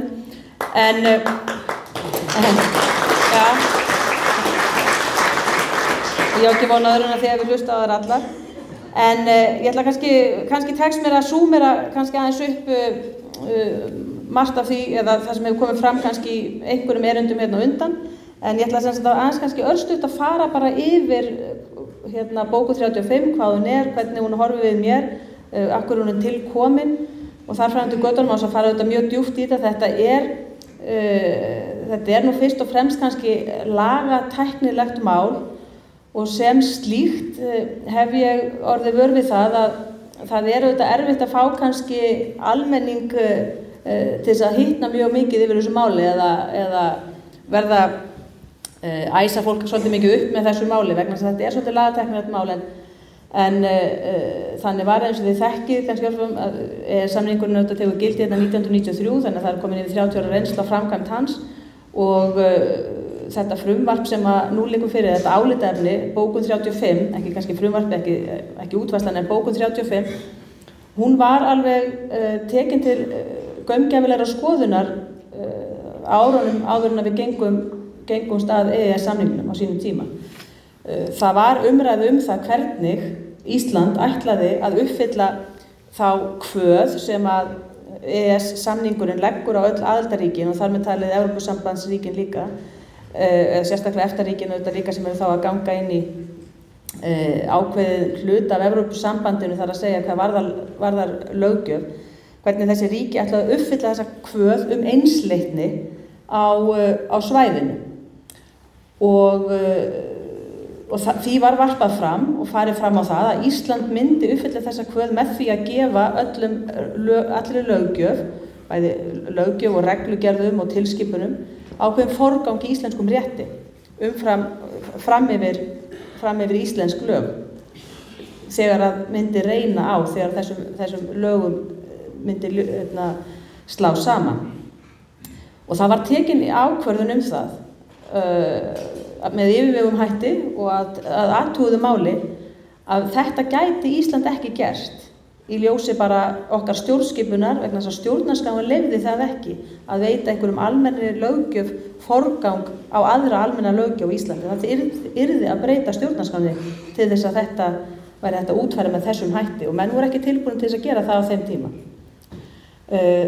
Þá var farin sú leið hins vegar sem menn féllust á hér lögspekingar að hægt væri að fara með vísan til þess kannski svona meginreglu í alþjóðarétti að menn myndu skýra innlenda löggjöf til samræmis við skuldbindingar EES-samningsins alveg svo kannski á við oft á tíðum hafi reynda verið svolítið þróun meira í þá átt að skýra innlenda löggjöf til samræmis við þær alþjóðlegu skuldbindingar sem að Ísland hefur tekið á sig.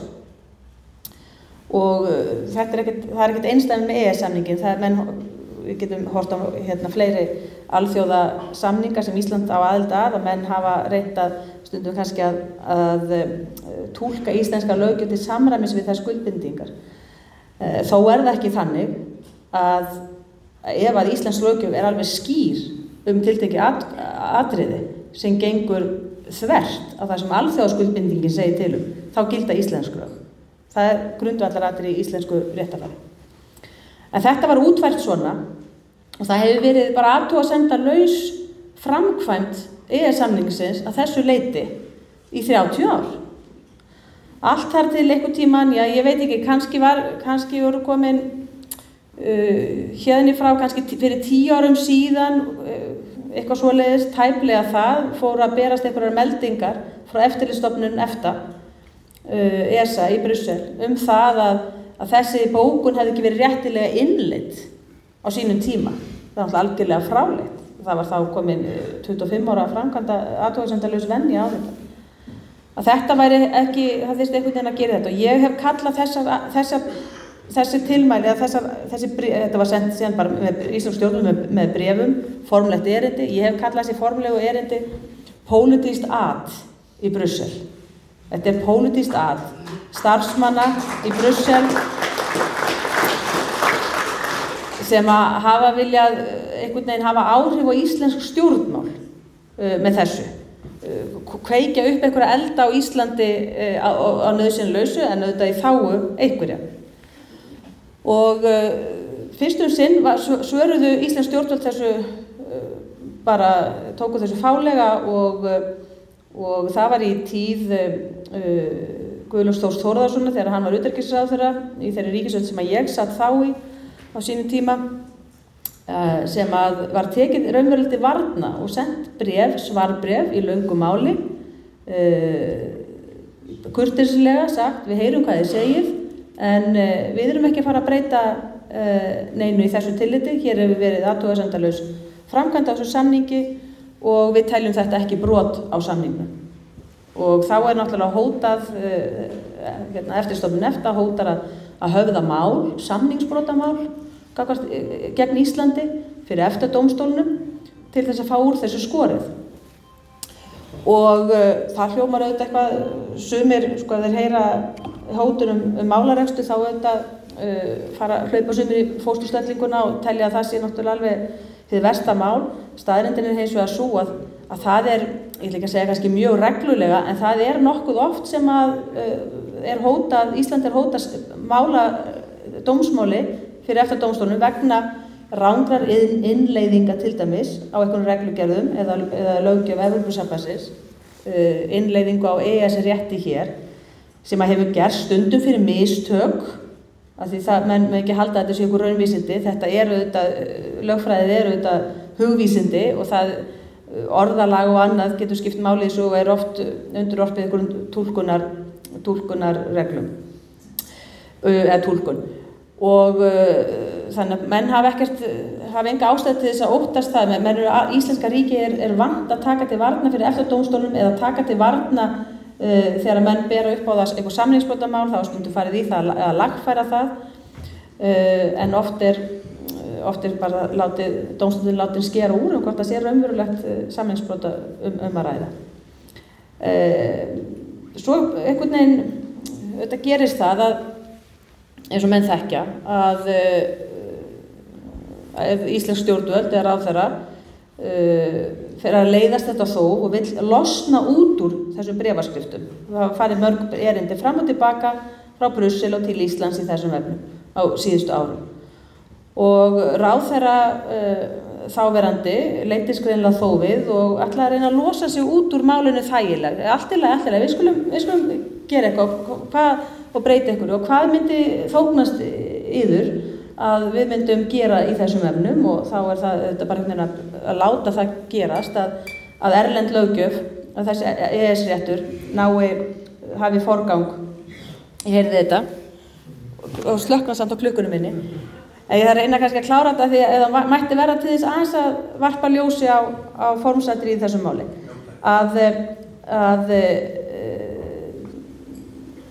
Þá dettur ráðherranum það í hug að semja svona frumvarp, þar sem að segir, bara með almennum lögum, þetta frumvarp til almennara laga það að tiltekin almenn lög, þau eigi í framtíðinni að hafa forgang yfir önnur almenn lög sem að kannski kunna vera sett einhvern tíma löngu síðar.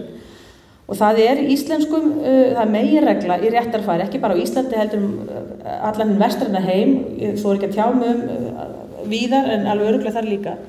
Það meginreglu til dæmis að yngri lög ganga framar eldri lögum, sérlög ganga framar almennum lögum. Þetta svona grundvallarreglur og líka það að sett lög ganga ganga framar öðrum lægra settum réttarheimildum eins og reglugerðum, auglýsingum, tilmælum og hvað allar heita réttarheimildirnar. Þetta eru grundvallarreglur sem eiga alls staðar við í heiminum. Þetta frumvarp sem núna liggur fyrir brýtur á þessu, brýtur þetta upp og sanna sagna ég ekki einu svona vissum að þetta myndi rauninni halda. En tilgangurinn með frumvarpinu var augljóslega sá að losna undan þessum bréfaskriftum, losna við að þurfa að svara fyrir þetta mál í EFTA-dómstólnum og svo er frumvarp samið og svo því sé nú haldið til haga, þá ég nú einn höfunda frumvarpsins, ekki að því ég hafði haft samfæringu fyrir því, en þetta var samið á síðasta kjörtímabili, þá starfaði ég sem lögmaður og ráðherra fékk mig í hóp manna til þess að semja nákvæmlega svona frumvarp. Það var ekki verið ósk eftir að við myndum kanna kosti og galla þess að setja, heldur var verkefnið að semja svona frumvarp. Og frumvarpsdrögin voru nú eiginlega tilbúin þegar ég kom að málinu. En það var afar fróðlegt að sitja í þessum hópi og fá þannig upplýsingar nákvæmlega hvað menn voru að hugsa í þessum efnum. Og menn þurfa ekki að hafa haft neina ágjör. Ég hef aldrei haft samfæringu fyrir þessu máli þótt ég hafi starfað þetta sem lögmaður. Ég ítreka það að lögmenn höfum bæði rétt og skyldu og samsamar okkur ekki verkefnum sem við tökum að okkur. En ég hef varað við þessari leið frá upphafi. Það var síðan úr að þetta máli síðan lagt tvisvar fyrir þingið í síðustu ríkisstjórn á því kjörtímabili sem að ég ekki satt á þessu þingi, og ég held að bæði Sjálfstæðisflokkur og Framsóknarflokkur hafi verið stutt þetta frumvarp, og eini flokkurinn sem hafi sýnt mótspyrnu á síðasta kjörtímabili var Miðflokkurinn. Og þangað ég nú komin, eins og þið þekkið, frá síðustu kosningum, og fagna því mjög að fá tækifæri til þess að leggjast gegn þessu máli á þingi með félögum mínum í Miðflokknum og vonandi einhverjum fleirum úr öðrum flokkum líka sem að þurfa að sjá ljósið í þessu, vegna þess að það er ekki rétt sem haldið er fram síðast af utanríkisráðherra á þingi fyrir nokkrum dögum að þetta mál snúist það að gefa Íslendingum tækifæri til þess að halda til haga réttindum sínum samkvæmt EES-samningnum. EES-samningurinn felur líka á sig mikla skyldur, bæði fyrir einstaklinga og fyrirtæki. Þú sem ekki gleyma því, það er bæði réttindi og skyldur. Þetta mál lítur ekkert að því. Og menn hafa stundum vísað núna, ef þið hafið heyrt það kannski umræðinu, til svokallars fæðingarorlofsmáls sem var dómur Hæstaréttar sem kveðinn var upp í máli læknis sem að starfa í Danmörk og flutti heim og fékk ekki fæðingarorlofsgreiðslur af því að hann hafði búið erlendis og svoleiðis. Það reyndi læknirinn að halda því fram að það þyrfti að bókun 35 myndi kalla á það að hún fengi greiðslurnar. Og þá segir Hæstaréttur bara, eins og hann gerir þegar menn bera fram einhverja fullyrðingar sem ekki standast, það segir hann, bókun 35 hefur ekki inni, það þýðir ekki að vísa í það. En það breytir því ekki að það blasir við að jafnvel þótt að þetta frumvarp hefði verið orðið að lögum þegar þessi dómur Hæstaréttar féll á sínum tíma, eða jafnvel þegar þessi læknir var að sækja þessar greiðslur, það hefði ekki breytt neinu í því máli. Vegna að það mál snerist að það var ranglega innleiddur EES-réttur með reglugerð, en það gleymdist að breyta lögunum á Íslandi. Og nú veit ég er búin að missa hálfan salinn vegna að nú er þetta orðið svona lagatæknilegt, og það er vandinn við þetta mál, að þetta er svo lagatæknilegt að ég held að almenningur hafi lítinn áhuga og minnst litla forsendur til þess að geta sett sig inn í raunverulega hvað býr hér að baki. Það sem ég get hins vegar sagt við ykkur í lokum, og þið getið treyst, er að þetta mál er í besta falli kjánaskapur, lögfræðilegur kjánaskapur sem að Alþingi getur ekki með einhverja sjálfsvirðingu látið sig hafa sig í að samþykkja, vegna þess að þetta brýtur gegn meginreglum réttarfars á Íslandi og er, að minnst að mínu mati, ólíklegt. Það er ólíklegt að Hæstiréttur myndi láta sig hafa sig út í það eftir kannski 10 ár að dæma glænýja löggjöf frá Alþingi 0 og nix, af því það væri til 15 ára gömul Evrópusambands eða löggjöf sem hefði verið að innleiða EES-rétt. Þannig að það er nú fyrst og fremst þess vegna sem að mínu mati mér finnst skipta máli að menn leggist ekki svo lágt að rúlla í gegnum Alþingi svona lagafrumvarpi sem að er eingöngu lagt fram til þess að sem þjónkun við embættismenn hjá eftirlitsstofnun EFTA, hjá ESA, til þess einhvern veginn að losna við óþægilegt mál, til þess að stjórnmálamenn á Íslandi ráðherra þurfi ekki aðeins að taka eins og einn slag við þetta kerfið þarna úti. Þetta mál gengur ekki út á neitt annað en bara það að reyna að losna við eitt mál af skrifborði utanríkisráðherra. Því miður snýst þetta ekki neitt meira. En ég hlakka til að taka þátt í umræðu hérna á eftir í pallborði. Takk fyrir gott hljóð.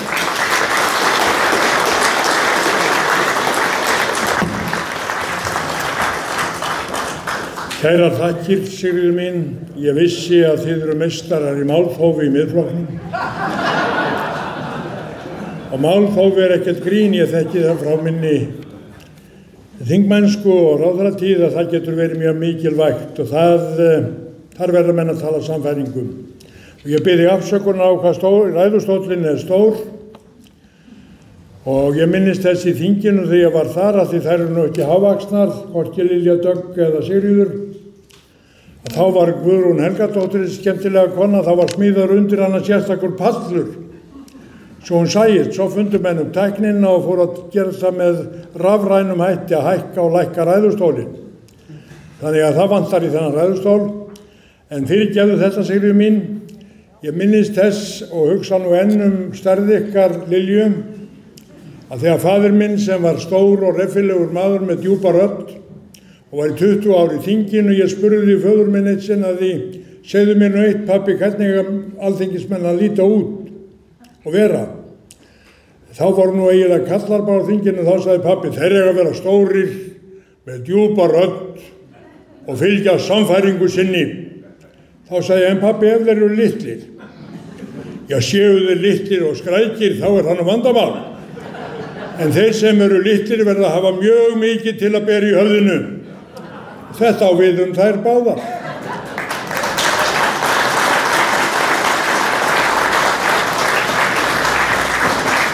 Það ekki stærðin sem ræður og því ég myndist nú á Gunnu Helga, það var einstaklega skemmtileg. Ég satt heilan vetur hjá þeim mæta manni Friðjóni Þórðarsyni sýslumanni, afburða ljóðskáldi og snillingi. Hann hafði þann síð eftir hádegi þegar hann kom, tók hann til á borðinu, svo hallaði hann sér aftur og tók hádegisblundin. Eitt sinn satt Guðrún Helgadóttir heilan vetur við hliðina á Friðjóni og svo var hann spurð, Guðrún Helgadóttir, þekkti þú ekki Friðjón Þórðarsson? Þekkti Friðjón Þórðarsson? Ég svaf hjá honum heilan vetur. Svona var nú skemmtilegt í þinginu í þá daga. En gervinir, nú eru framsögur búnar. Hugsið ykkur, salurinn troðfullur af fólki sem að hugsa frelsi lands og þjóðar. Og ég ætla eftir þessa frábæru ræður að minna okkur öll á það. Það óskaplega mikilvægt að ná takti til fólksins. Gera það með skýrum hætti og mannamálið því sem við ætlum að setja fram. EES-samningurinn 1, bókun 35 annað. Baráttunum að já við eða nei við Evrópusambandsaðild 1. Ég var á dögunum á 10 ára afmæli fullveldis Íslands. Það tókst með snörpum hætti að leysa fjármagnshöftin fyrir 10 árum. Það var afmæli haldið og troðfullur salur. Þar voru góðir ræðumenn og þar var æskan sem að fékk þrána til að verja frelsið og var í Indefense-hópnum. Þar komu þeir fram Sigmundur Davíð Gunnlaugsson og Bjarni Benediktsson og fluttu afburðar ræður hvernig var farið að. Þar var minnst á Guð blessi Ísland hjá Geir Haarde. Það var minnst á þegar að Davíð Oddsson gekk fram og sagði við borgum ekki skuldir óreiðumanna. Þar var minnst á þegar Ólafur Ragnar Grímsson fór með sverðið út í heim og drap Gordon Brown og jarðaði hann 5 sinnum. Og við neituðum að borga Icesave. Og Jón var í ríkisstjórn þar sem hann var kallaður villiköttur af því hann barðist fyrir frelsi landsins og vildi ekki taka þessar skuldir á sig. Og þessi fullveldisfundur 30. september, ég skrifaði hann í Mokkan á morgun eða hindaginn, Íslandi allt heitir svo grein. Og ég fer yfir söguna og ég fer yfir það að stjórnmálamennirnir höfðu samfæringu til að taka 850 milljarða af frægammasjóðunum og borga niður skuldir landsins. Sennilega væri Ísland gjaldþrota eða illa hrjáð þjóð ef þetta hefði ekki gert. Og svo vakti það athygli mína að krakkarnir sem voru undir 40, 25 ára og voru í Indefense-hópnum. Stór snjallt fólk sem kom þarna fram og voru aðstofamenn ráðherranna eða í þeirri fylkingasveit sem var að semja þessar skuldir. Og þar var Lee Buchert, Ég segi frelsishetja Íslands. Hann hélt í hendina á ríkisstjórn Jóhönnu og náði engum árangri með þeim, frekar en Jón. En hann gekk yfir með Sigmundi og Bjarna og Framsókn og Sjálfstæðisflokknum og hann var ráðgjafinn, gefiði Lee Bucket, klapp.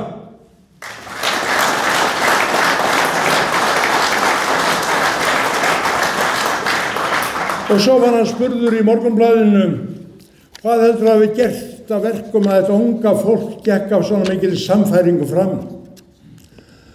Ja, sem að var við, það var Lilja Dögg, það var Sigurður Hannesson, það var Ásgeir, hvað heitir hann, Reykfjörð, það var, hvað var að Lilja mín, fleiri?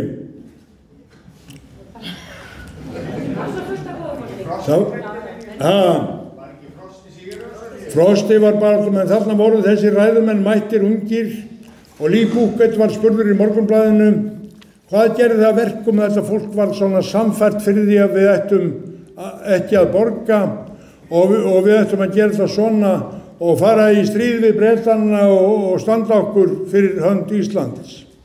Sigmundur og Bjarni sagði það var fullveldið. En Lee Bucket sagði, ég held það að vera ást þessa unga fólks á að Ísland frjálst land og það vildi koma liði til þess að berjast fyrir framtíðina og börnum sínum og því Íslandi sem við viljum eiga. Gefiði þessum fullveldis sigri sem var fyrir 10 árum gott klapp.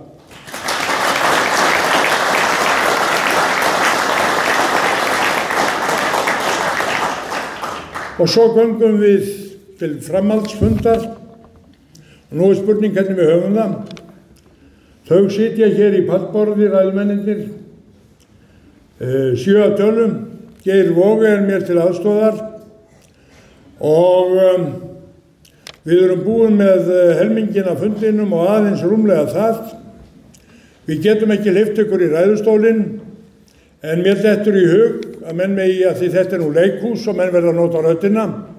Hér þurfti enga míkrafóna þegar leikararnir voru, þessi snjöllu. Á ég ekki að byrja Geir með einhverjum fyrirspurnum?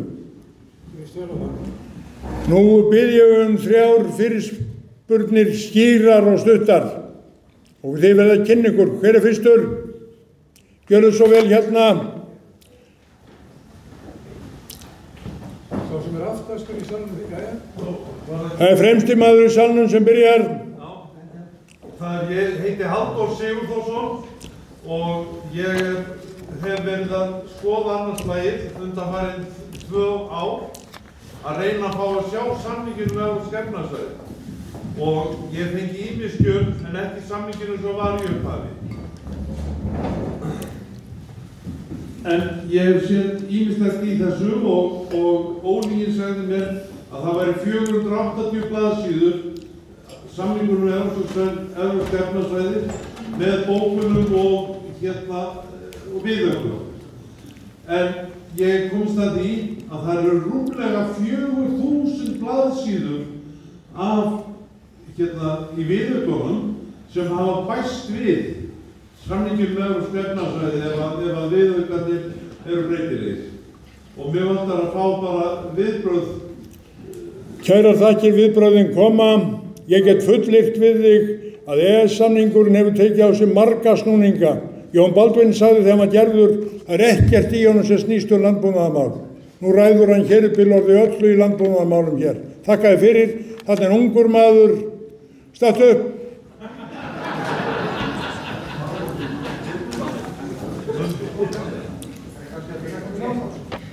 Svo vil ég fá eina konu, svo að sé jafnræði í þessum.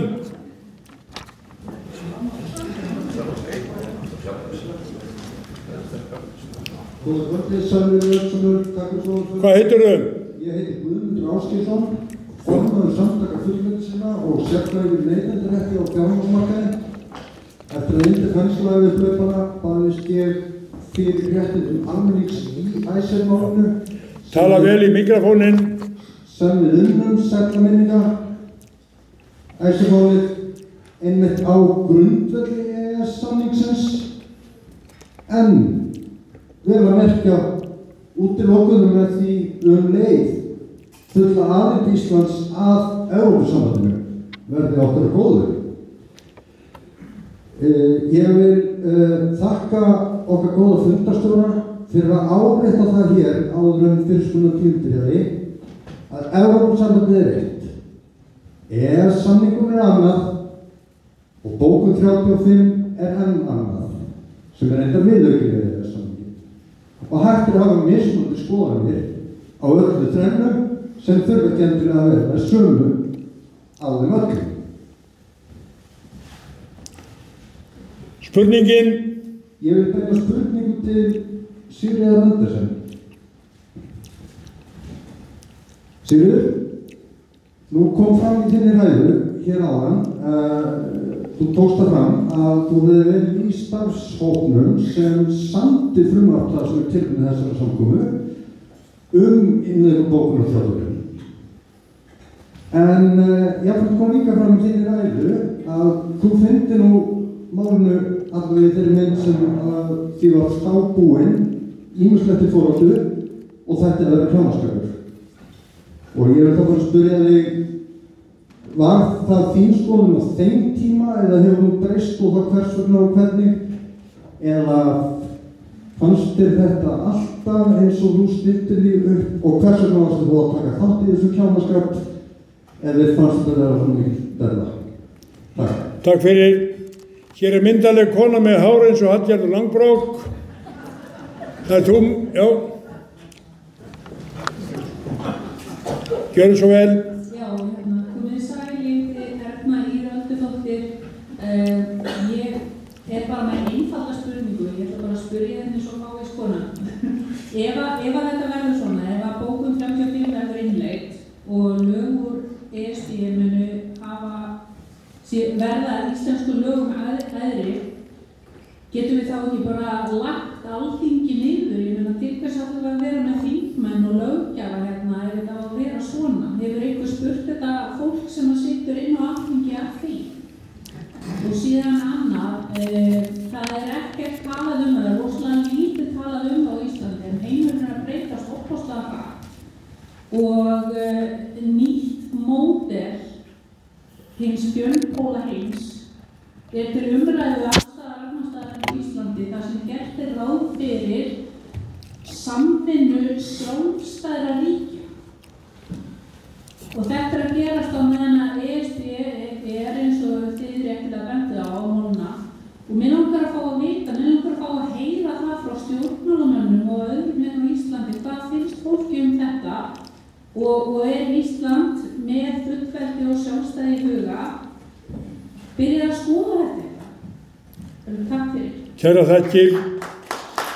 En að því að við höfum bara spurt hérna úr hægri hliðinni í salnum, fá eina spurningu úr vinstri hliðinni. Ykkur þar? Eða eru þið skoðanalaus? Eitt þarna.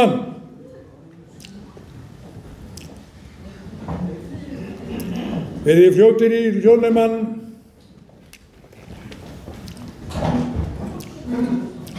Hvað heitir þau? Haukur Hauksson. Guðmundur Hauksson. Haukur Hauksson. Haukur Hauksson, auðvitað er þetta Haukur Hauksson. Þakka Ísla Gunna og fundarstjóra öðrum gestum hafandi fyrir skipulagningu. Teljið þið pólitíkusar og gaman að sjá fulltrúa og mörgum flokkum hér starta nema á til og sérflokki og samfólk að þetta geti orðið kosningamál. Evrópusambandið, hvernig ætli þá að berjast með RÚV-klíkuna, ríkisútvarp-klíkuna í Efstaleiti og RÚV þar að segja sem að sýnir Evrópubúar mjög lítinn áhuga og hvað með Ingu Sæland og Flokks Fólksins og þegar hún sá ljósið frá Víti, þar að segja svik Ingu Sæland og Flokks Fólksins sem að nú er að eiga sem stað þá var það bókun 35 og Evrópusambandið þegar hún lýsti því sterka yfir og var að móta þessu og hefur núna séð ljósið.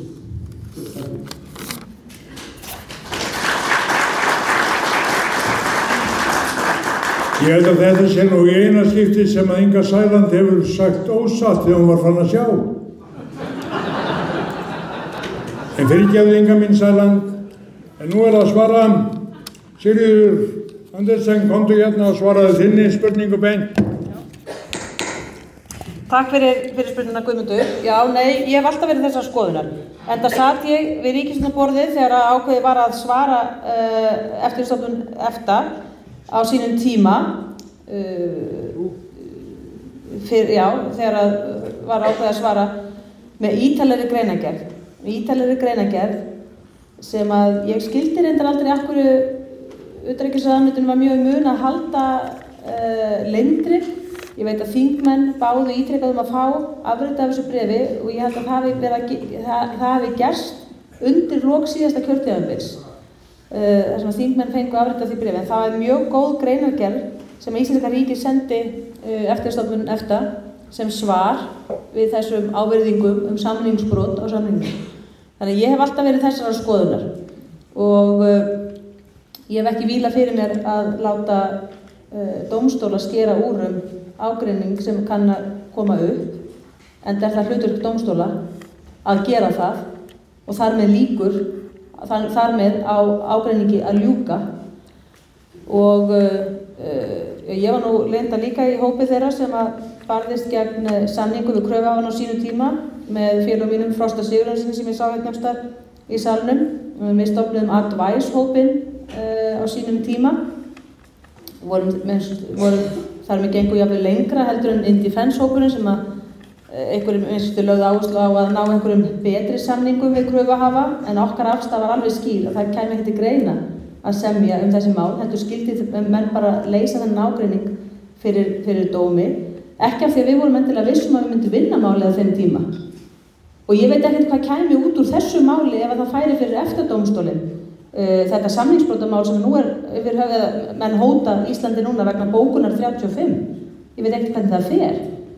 Ég hins vegar bara legg áherslu á það að menn eigi ekki að óttast það að leggja og leysa deilur, ágreining sem kemur upp í samningssambandi aðila fyrir dómstólinn sem var stofnaður eingöngu til þess að fjalla slíkan ágreining. Þannig að menn eigi ekki að vera hræddur það. Þannig að þetta hefur verið mín afstaða alltaf og ég gerði ráðherranum á sínum tíma grein fyrir því og það var kannski öðru þræði að ég var fengin í hópinn, kannski til þess að varpa ljósi á önnur sjónarmið í málinu en erindi hópsins var hins vegar ekki að finna út úr því hvernig þetta mæta þessari kröfu ESA, eftirlitsstofnunar EFTA, heldur að semja nákvæmlega þetta frumvarp sem ráðherrann sjálf var búin að taka ákvörðun hvernig yrði. Það var einhver önnur spurning, já, Erna var með einhverja spurningu, já, varðandi, sem ég tek að mér að svara, hérna, minnst þú get gert það. Það hvort það sé þörf á því að hafa Alþingi að þörf á því að sko út af bókun 35.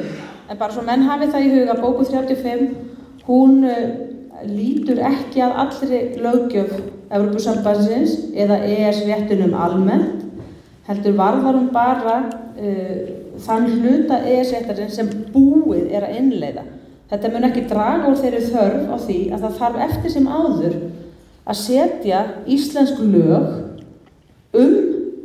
þessi lög sem Evrópusambandið eða EES-rétturinn kveður á íslensk lög eða íslenska reglugerð. Þannig að það mun ekki breytast, þetta snýst ekki það þarf eftir sem áður að setja reglurnar hérna. Það snýst bara það hvað gerist ef að lög það sem að verður að innleiða EES-rétt, ef að þau stangast á við önnur lög íslensk sem við betur höfum fullt af löggjöf sem ekki innleiðing á EES-rétti, ef að þeim lýstur saman. Snýst bara það. Og þá er kveðið það að þá skuli alltaf löggjöfin sem að innleiðir eitthvað, hún skuli alltaf gilda, jafnvel þótt að hún sé eldgömul og það er það sem ég geri athugasemdir við og tel að ekki standist lögfræðilega. Ég held að það ekki verið fleira. Takk Sigríður minn, hún hringlar nú aldrei, hún Sigríður Andersen, hún staðföst. Lilja Dögg, þeir fyrstu verða síðastir og síðustu fyrstir, sagði Geir Waage. Kæra þakkir, mér langaði aðeins varðandi bókun 35, þá er það auðvitað þannig að hún var aldrei samþykkt á Alþingi og það er alveg eins og Jón var að segja, og ég andmæli því sem fyrir kollegi minn segir Sigríður Andersen, þetta var mjög umdeilt mál vegna þess að við fengum aldrei það skilning á það að þetta skildi samræmast stjórnarskrá Íslands og þetta þetta bara pólitísk skilaboð líka að sé bókunin samþykkt þá þetta þá erum við að segja líka svolítið já við ákveðinni vegferð að hverfa frá fullveldinu og sjálfstæðinu og þeirri lýðræðishefð sem hefur ríkt á Íslandi frá því að Alþingi var stofnað 930 og ég á því að við höfum náð þessum mikla árangri sem þjóð að því að við höfum byggt á þessari lýðræðishefð og hvernig Ísland samsett og þetta skiptir mjög miklu máli að við höldum í það. Í annan stað langar með þess að nefna varðandi hvort að ESB verði kosningamál. Já, það boðað til kosninga það hvort að það eigi að halda áfram aðildarviðræðum ekki á næsta heldur þar næsta ári og mér finnst það mjög undarleg forgangsröðun þegar ríkisstjórnin hefur ekki náð tökum á verðbólgu og vöxtum og menn ekki finnst mér að ná utanum þá staðreynd hvað Ísland mikið auðlindahagkerfi og ég bara ítreka það, þetta ekki flókið, við sitjum að þessum auðlindum og þess vegna höfum við náð þessum árangri að því að við erum að nýta þær. Ef það eru fleiri sem fá nýtingarétt á það, þá ekki þessi auðsæld og velsæld á Íslandi og við verðum að standa í lappirnar hvað það varðar. Takk fyrir.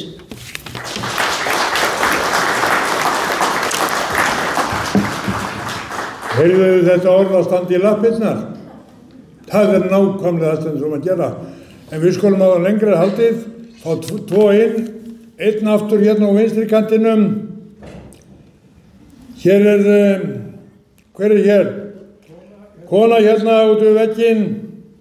Hver með hljóðnemann?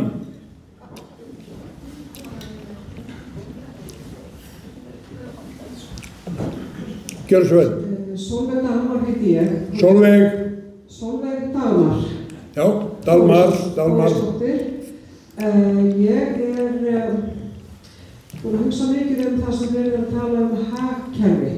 Við megum ekki gleyma því að við erum stór fjölskylda. Við erum 320.000 manns skilt. Og ég tala þetta alla daga þegar ég fer til Þingvalla, næstum því 10 sinnum í mánuði og tala Alþingi, stofnun þess, lýðveldið og góðu hluti sem við höfum fengið þar í gegn og við megum bara ekki gleyma því að við þurfum að standa vörð menninguna og tungumálið en ekki bara hagkerfið af því að við lífum ekki bara á peningum, við lífum á andlegum auðæðum og það það sem við erum að berjast fyrir hér í kvöld. Þannig að ég bara minna það að við erum öll hér saman til þess að gera. Gefið henni gott klapp. Hér ákafur ungur maður á miðjunni. Gáttu fram og spurðum. Það Birgir og Steindur ég. Hvað heitirðu? Birgir og Steindur sem heiti ég. Já. Ég kom eina spurning til Arnar Þórs. Ég verið að velta fyrir mér að eins og allir vita þegar orkupakki var samþykktur 3 núna í Alþingi þá settum við fyrirvara það að strengurinn aldrei lagður á afkomu Alþingis. Alþingismenn þótti ástæði til að setja þennan fyrirvara vegna þess að það skýrt í orkupökkum Evrópusambandsins að þetta ekki mál þingsins, þetta þetta mál Orkustofnunar Evrópu. Ef bókun 35 verður samþykkt, þá var það líka fyrir að þessi fyrirvara brýtur gegn lögum orkupakkana og fellur sjálfsig. Og það þýðir það að raun og veru það bara getur eitthvað evrópskt fyrirtæki ákveðið að vilja leggja streng til Íslands og við höfum það Iceland, það eitt breskt fyrirtæki sem búin að vísa lengi áhuga leggja streng til Íslands. Evrópusambandið hefur boðið 300 milljarða króna styrk til þess að leggja þennan streng til Íslands. Við vitum það að þessi fyrirtæki, HR Iceland, þetta franska fyrirtæki sem á 10 smávirkjunum þegar á Íslandi, keypt af fjölskyldu Bjarna Ben meðal annars og búin að sækjum vindmyllugarðum allar tvistur eins og fólk veit. Það myndi náttúrulega hafa mikinn áhuga á því að leggja streng til Iceland frá Íslandi til Evrópu. Það vil svo skemmtilega til að stór hlut á jörðin fyrir austan yfir erlendis aðila, þar sem strengur gæti komið að landi og það myndi þá ekki vera með neitt með aðkomu stjórnvalda en engin. Það er kýrskýrt. Og stjórnvöld þess að ég spyrir Arnar Þór því, er þetta ekki réttur skilningur? Ef bókuð 35 verður samþykkt, þá hlýtur þessi fyrirvar Alþingis að falla salsi, vegna hann gengur gegn lögum orkupakka 3. Kærar þakkir, þá kemur Arnar Þór og svarar. Takk fyrir kjærlega. Ég ætla að fyrst kannski örstutt að fá að víkja hérna spurningu Ernu Ýrar því að hún skiptir miklu máli, bara til að varpa ljósi á það hvað hefur gerst á Íslandi síðan 1993.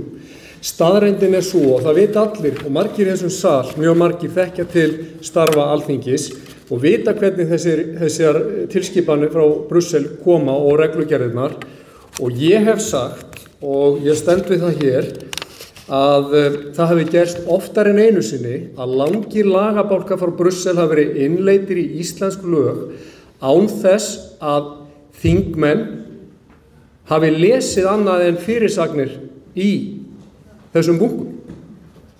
Svo að það þýðir að það er verið að innleiða hérna hugsunarlaust og vélrænt óþekktar reglur í íslensk lög og þessar reglur eiga sem sagt, sem enginn hefur lesið, að yfirtrompa íslensk lög og þar með í rauninni vera að afhenda erlendum yfirvaldi mikið vald á Íslandi. Og bara, þetta kalla ég stjórnlaust vald, og bara, kæru vinir, til þess að varpa ljósi á magnið sem að hefur flætt inn í íslenskt réttarkerfi síðan 1993, þá er giskað á það að þegar við gerðumst aðilar árið 1993, þá hafi regluverki sem Íslendingar bjuggu við verið 4.000–5.000 blaðsíður á að giska 25 hillusentimetrar. Vitið hvað þetta er í dag? Vitið hvað þetta hefur kallað yfir okkur? Þessi innleiðing á regluverki sem að engin þingmaður nánast les. Vitið hvað þetta er mikið? Áætlað, þá er þetta í dag 60–80.000 blaðsíður og þetta mundi reiknast sem 4 hillumetrar. Áttið ykkur á því hvílík, í fyrsta lagi íþynging þetta er fyrir almenning og fyrirtæki í landinu og í öðru lagi hversu margar tímandi tímasprengjur eru inn í þessum 4 hillumetrum þegar í ljós kemur að íslensk löggjöf samræmist þessu ekki.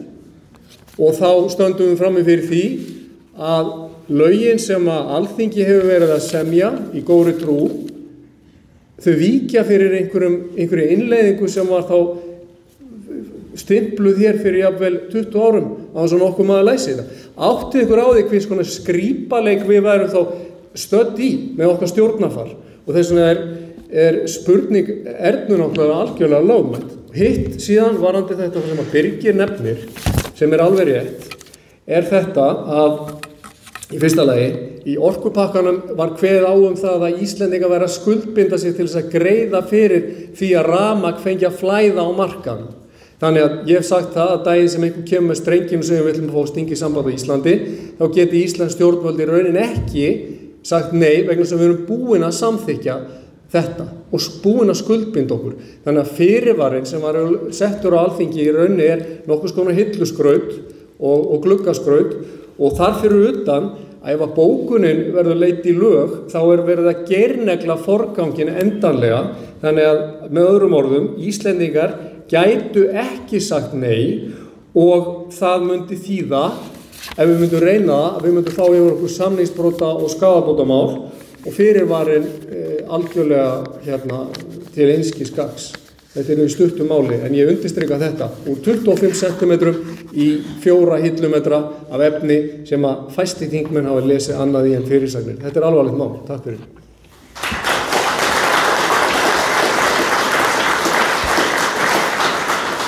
Og þetta var auðvitað sagt í stuttu máli, Arnar minn. Nú ætlar Hjörtur J. Guðmundsson að bæta aðeins inn í svara spurningum. Mér langaði bara að því að það var að tala hérna að þetta verið 3 aðskilin mál, bókun 35, samningurinn, Evrópusambandið, vissulega, en þetta líka nátengd mál. Ef að bókun 35 verður innleidd með þeim hætti sem stilstendur með frumvarp utanríkisráðherra, þá var það algjörlega grundvöll EES-samningsins.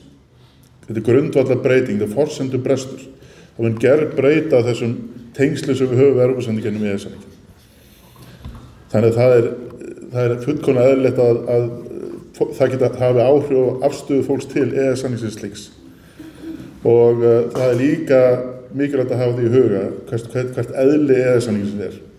Við gerðum innan samningur sín tíma sem viðskiptasamning, við horfum undir viðskiptasamning. Evrópusambandið lítur ekki á EES-samning sem viðskiptasamning. Þeir kalla þetta association agreement. Það eru viðskipti aðeins hluti af þetta er ekki einhver út aðlögun að stefnum Evrópusambandsins og löggjöf þess.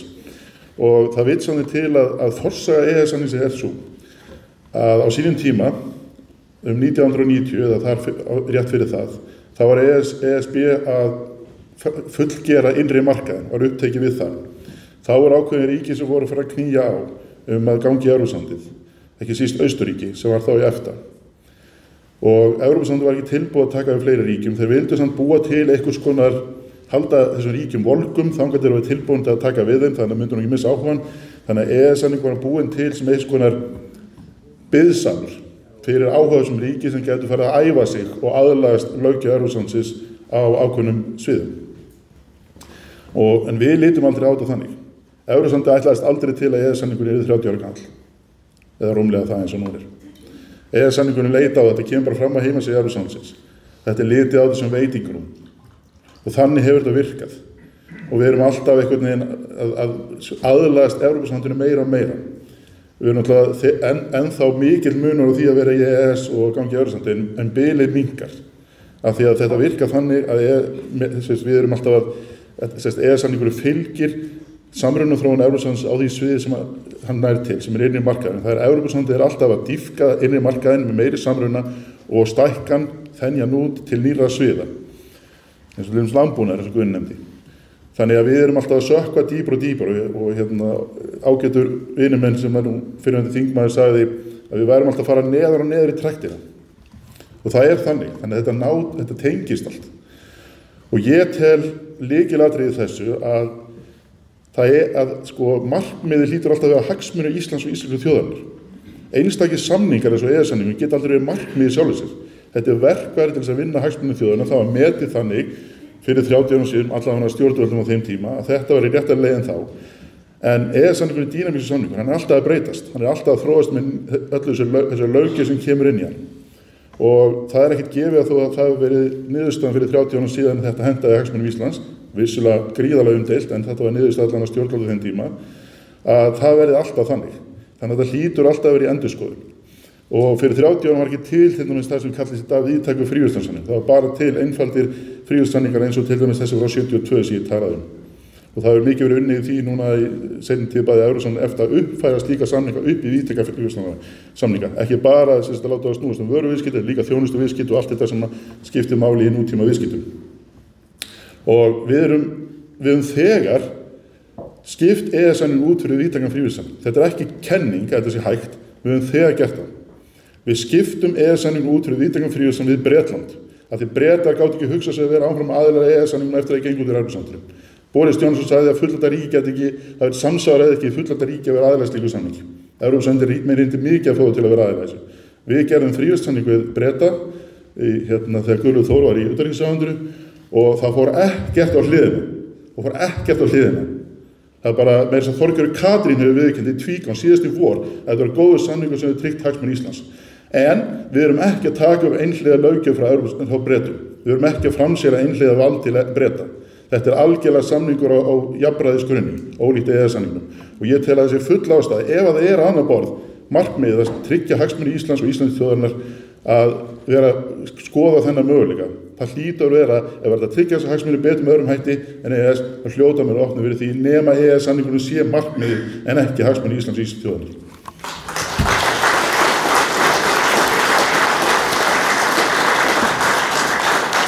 Kærar þakkir, Hjörtur, ég biðst afsökunar á því ég átt að gera svona.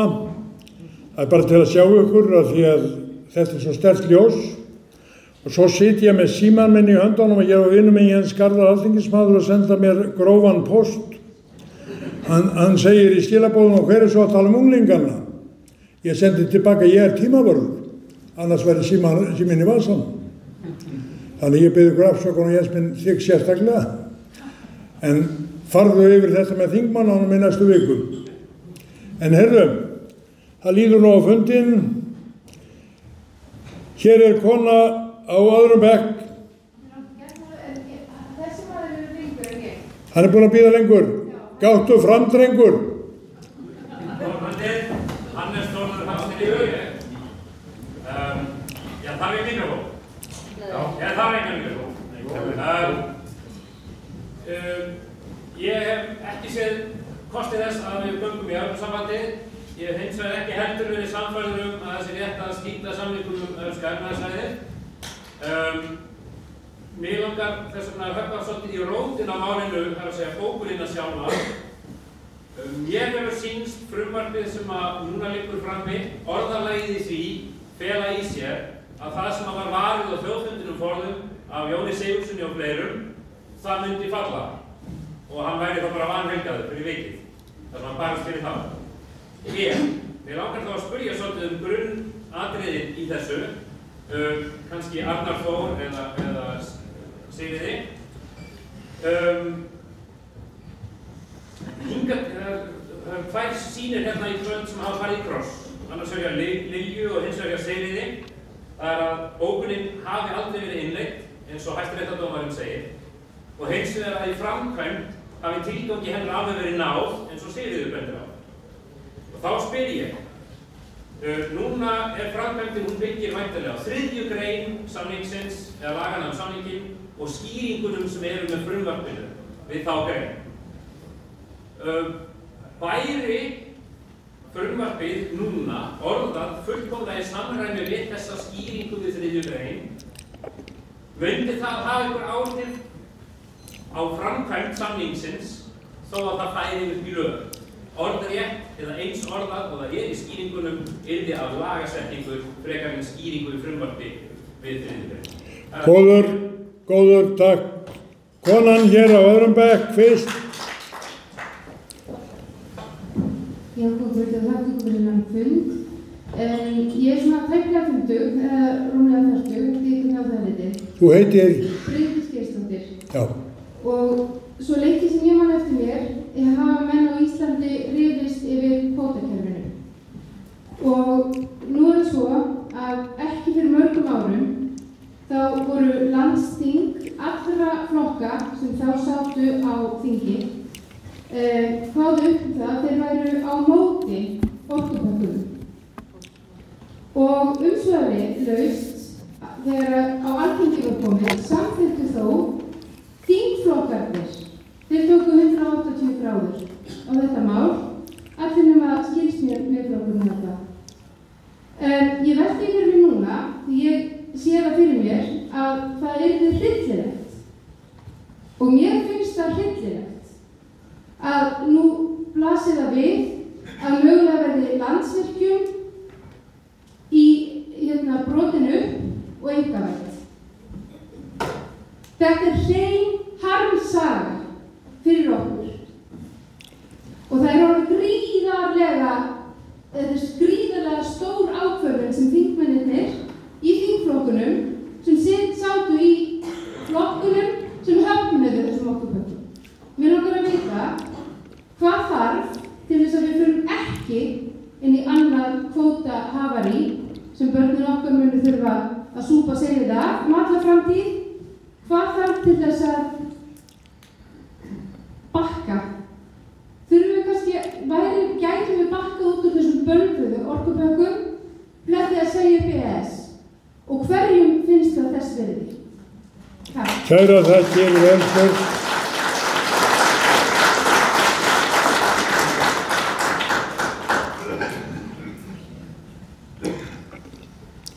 Hvar er hljóðneminn? En ég orði? Já.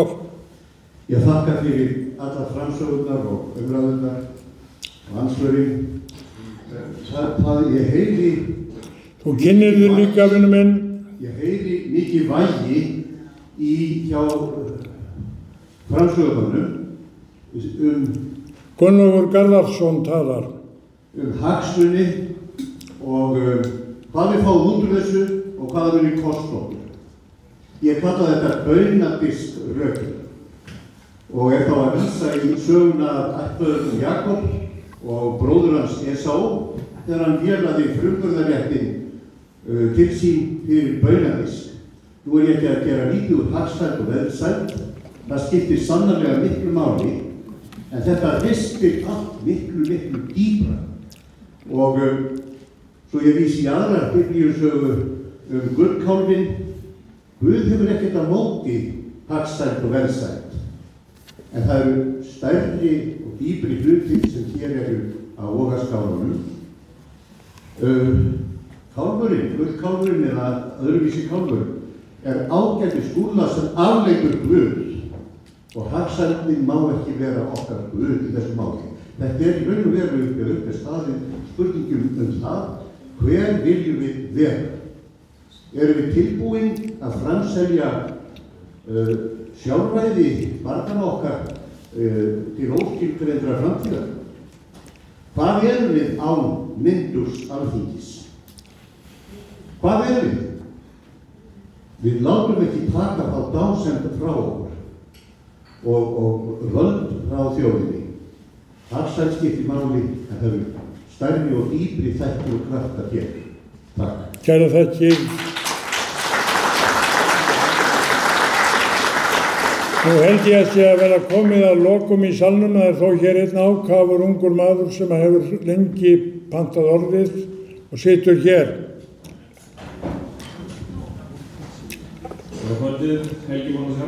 Og þarna stígur fram annar ungur maður, ég gef honum orðið eftir.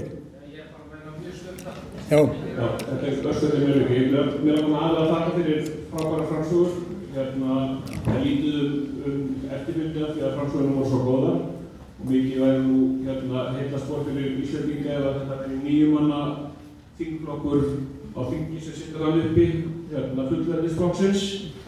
En mér sýnist blasa við, ég hlusta á það í 2 aðskildum viðtölum á Bylgjunni núna síðdegis í dag að það á að gera út á þetta sem svo mikið hagsmunamál fyrir okkur bókun 35. Það koma 2 þingmenn ríkisstjórnarflokkanna og voru í sínboru málinu að tala hvað þetta myndi breyta miklu fyrir okkur að þessi bókun yrði samþykkt út af bankamálum og vaxtamálum og hvaðina. Ég langar að spyrja og sem svara hvort það ekki mikið atriðið að halda yfir haga hver eru hagsmunir í þessu máli. Kæra þakkir og svo það ungi maðurinn að því hann sé ekki sá síðasti. Hver þar? Já. Ásgeir heiti ég, mér langar til að spyrja Arnar örstutt. Ekki komin tími til að hefja undirskriftasöfnun gegn bókun 35? Og svo einu stutt til Sigurðar Andersen.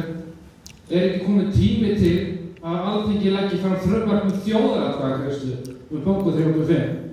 Ef ríkisstjórnin vill ekki falla á þetta, þá er það bara málþóf, ekki farað. Jón, örstutt Jón. Ég ætla að mæta hvort að segja þetta sem hann er að segja. Við verðum að hafa þjóðaratkvæðagreiðslu þessi mál sem skipta þjóðinni máli. Það er ekki hægt að treysta því málum fyrir því miður. Og því vorum að tala þessa orkupakka áðan. Sigmundur og Kól, lagði nótt í dag til að reyna að koma í veg fyrir það. Arnar nú komið þarna til að styðja þessa vitsmunni sem að þessi menn hafa nú reynt að koma til leiðar.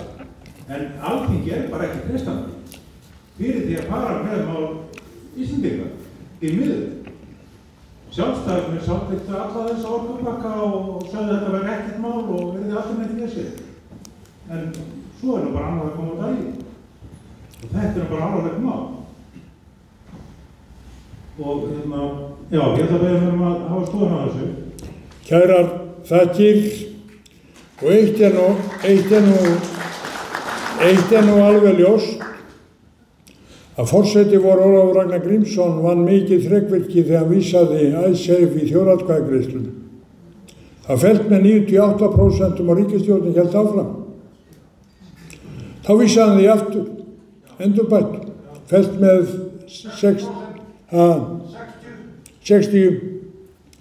Þannig að auðvitað er þjóðaratkvæðagreiðsla góð. En nú erum við komin þar að við þurfum náttúrulega að klára fundinn með myndarlegum hætti og nú fær hver framsögumaður 2 mínútur og Geir Voge, hann mun ljúka fundinum og taka nú við fundarstjórn af mér. Hvernig eigum við að byrja, Geir? Já, þú ræður þessu öllu. Takk fyrir mig.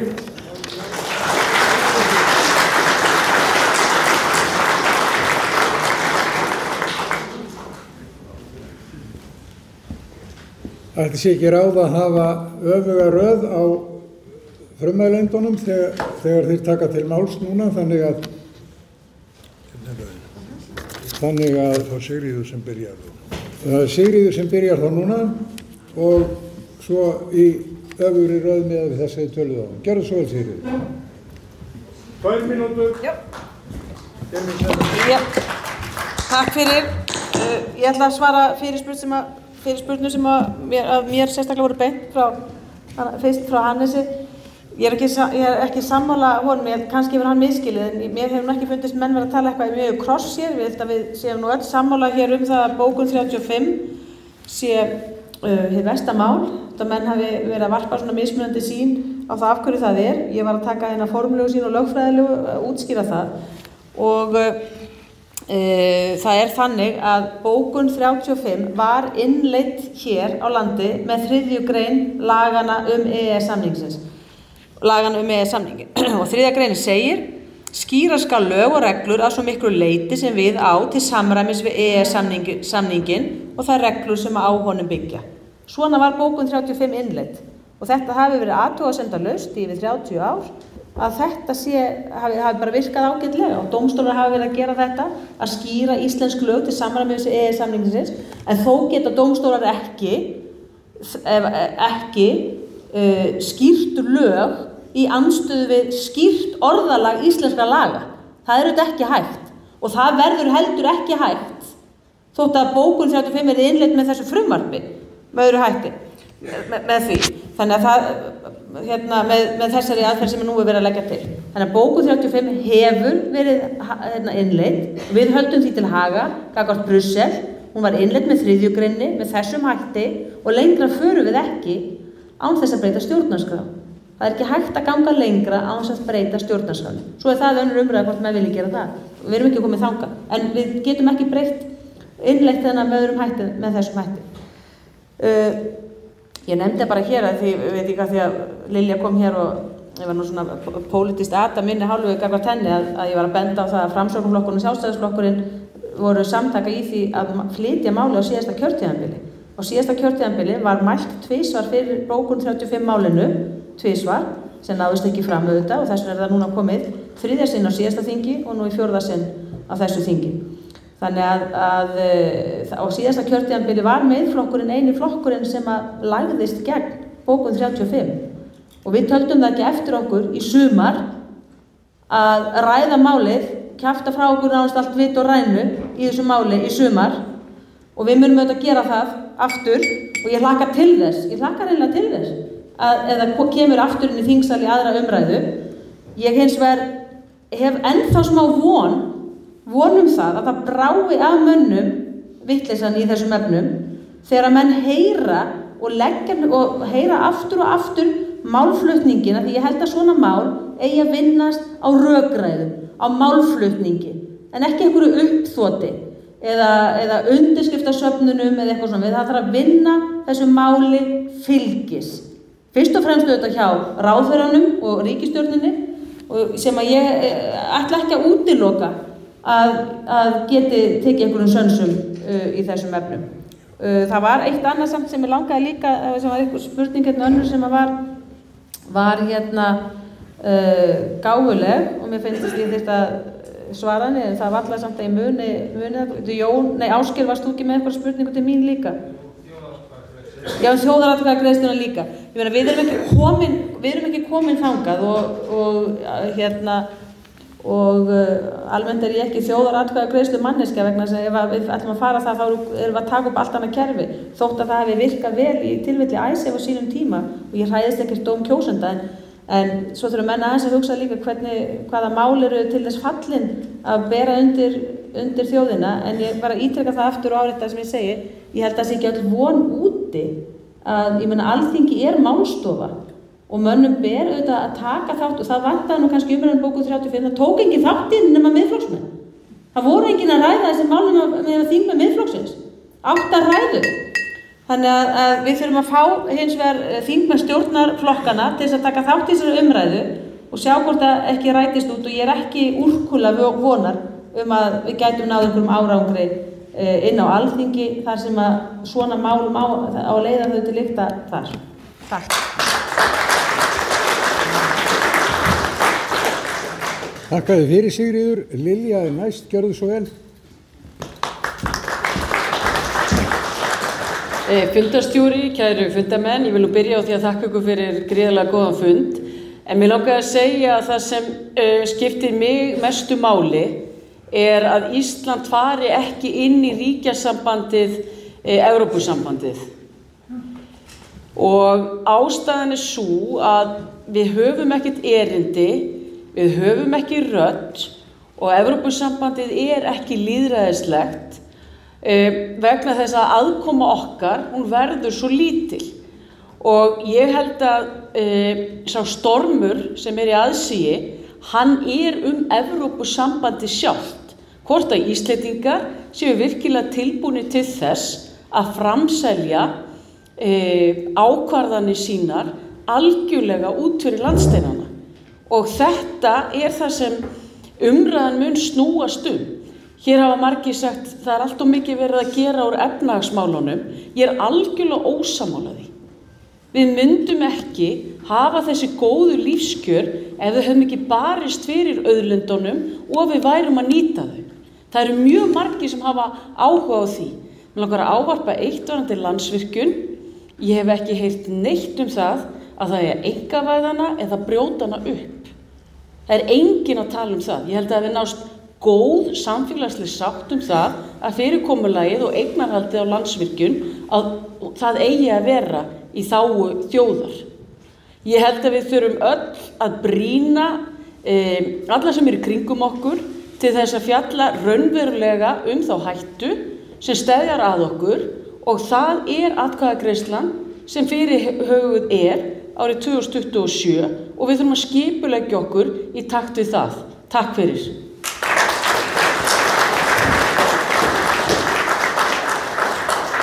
Þakka þér fyrir Lilja. Jón Bjarnason, gjörðu svo vel.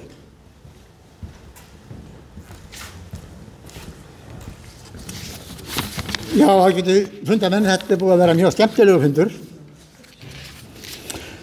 Ég vil aðeins bara að því að ég var nú einu sem ríkisstjórn og þá var flutt þar tillagin í ríkisstjórn það að selja lífeyrissjóðum Landsvirkjun. Þannig að þetta ekkert í hendi, þetta alltaf stöðugvakt. Það stöðugvakt í fullveldinu. Og Haukur kom inn á það áðan og spurði hvort að ekki á kosningamál, fullveldismálin verða alltaf kosningamál. Við höfum á þeim ólíka sjónarmið, við höfum á þeim ólíka nálgun, en þau verða það alltaf. Og ef við horfum núna til þess sem að staðan menn að tala að fara að framlengja Evrópusambandsumsóknina frá 2009. Hún var nú bara fyrsta lagi algjört rugl og það getur engin breytt því eftir á. Við settum fyrirvara í Alþingi að það mætti ekki gera þetta eitt. Þegar ég stóð og hitti formenn samninganefndar í landbúnaðar og sjávarútvegsmálum og nefndi alla fyrirvarana sem Alþingi hefði sett, þá sprosti þeir bara og sagði, já þeir voru nú bara til heimabrúks. Við tökum ekkert mark á því, þið sóttu þeim aðild fyrirvaralaust og ykkar núna að hlýða. Þannig var það og þannig það og hann vissi við. Evrópusambandsaðilarnir voru alltaf hreinir og beinir.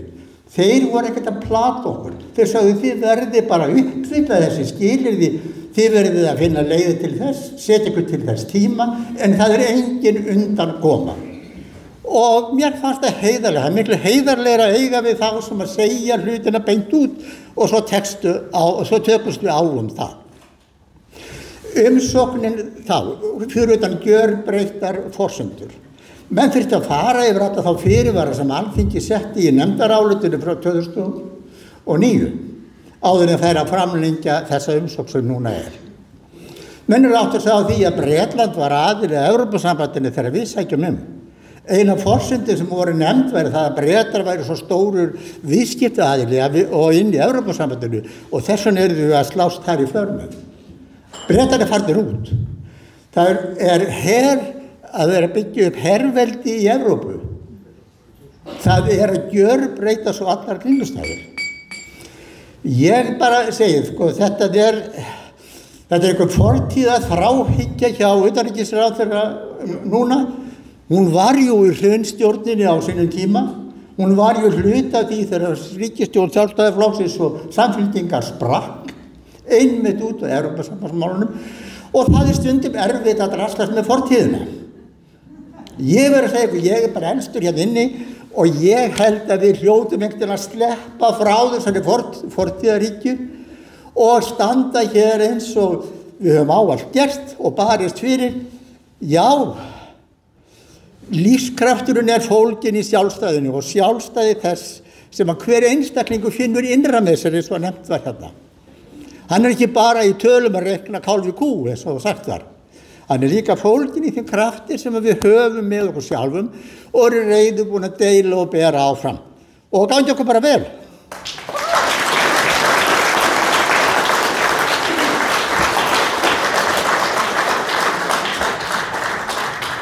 Þakka þér fyrir Jón Bjarnason. Haraldur minn Ólafsson, þú ert næstur.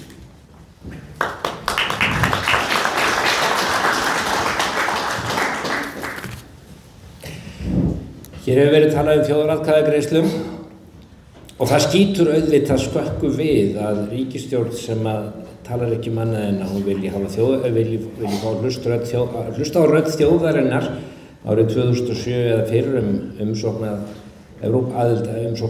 Evrópusambandinu að svo sama stjórn skuli ekki vilja heyra á það minnst að hafa þjóðaratkvæðagreiðslu bókun 35. Í því sambandi líka held ég að það væri gott að velta því fyrir sér hvort að það sé eðlilegt að 50,1% af þjóðinni eigi að fá að kollvarpa því stjórnskipulagi sem að hér ríkir og afnema lýðræði í þeirri mynd sem að við búum við núna. Og það við hugsanlega annarlegar aðstæður. Auðvitað á að gera skilyrðu aukin meirihluta þegar að tekin ákvörðun svona stór ákvörðun sem ekki verður tekin tilbaka. Ég vil gjarnan segja það að heimsýn á samfélagsmiðlum og ég vil hvetja ykkur til þess að deila því sem að þar og það koma pistlar á bloggið daglega og mjög oft á fastbókina líka og exið. Ef við viljum sjóða þetta allt saman niður í örfá orð að þá snýst öll þessi umræða það hver það sem ræður.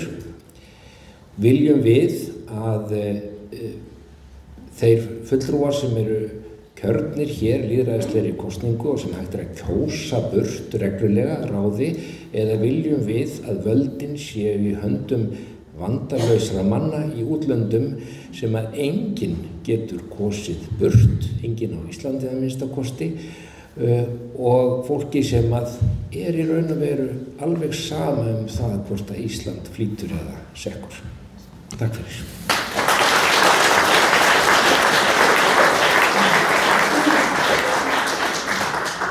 Þakka þér fyrir, Haraldur. Hjörtur, gjörðu svo vel.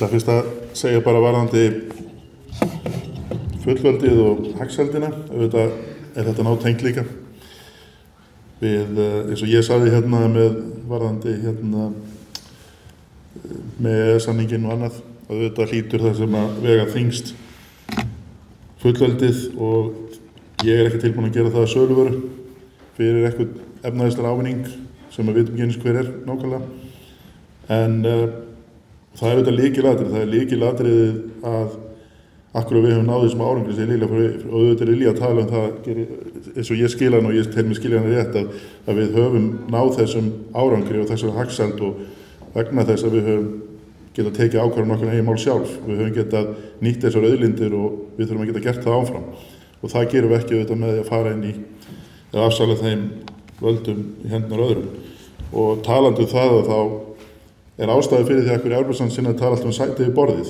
Þegar ég fór að fylgjast með þessar umræðu fyrir einhverjum aldarfjórðungi, þá rúmlega 20, þá var alltaf að tala um að þyrftum að gangi í Evrópusambandsins til að hafa áhrif.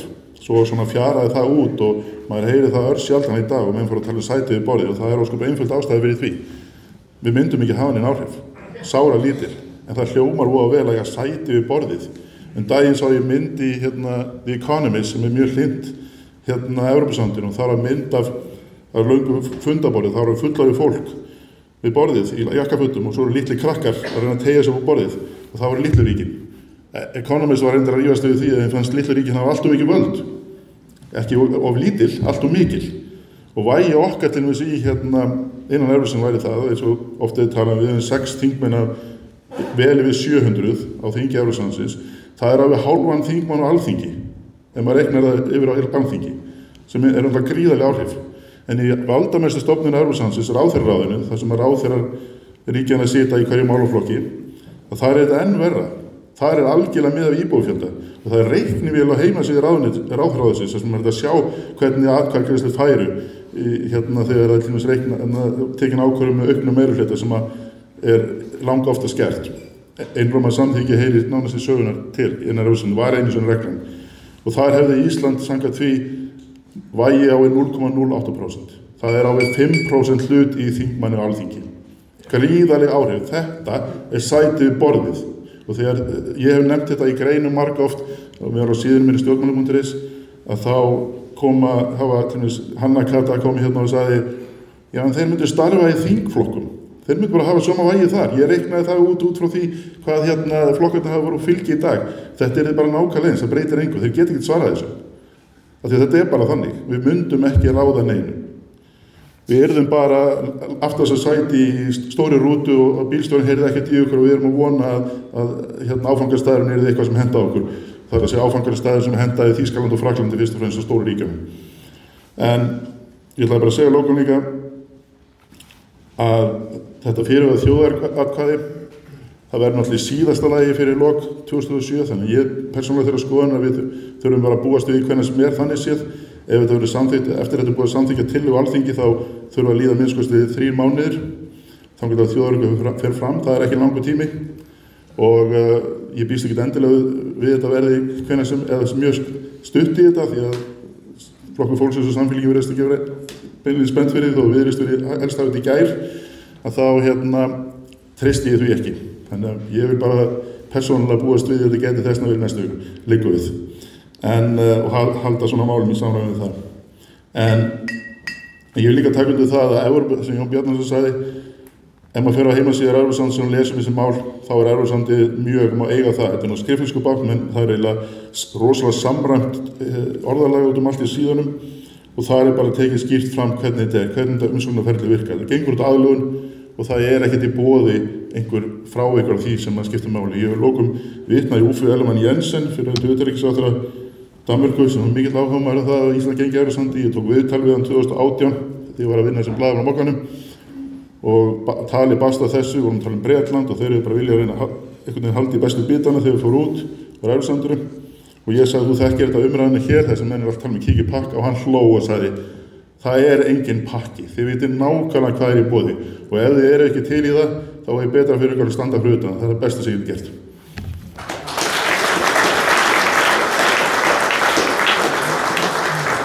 Þakka þér fyrir, Hjörtur.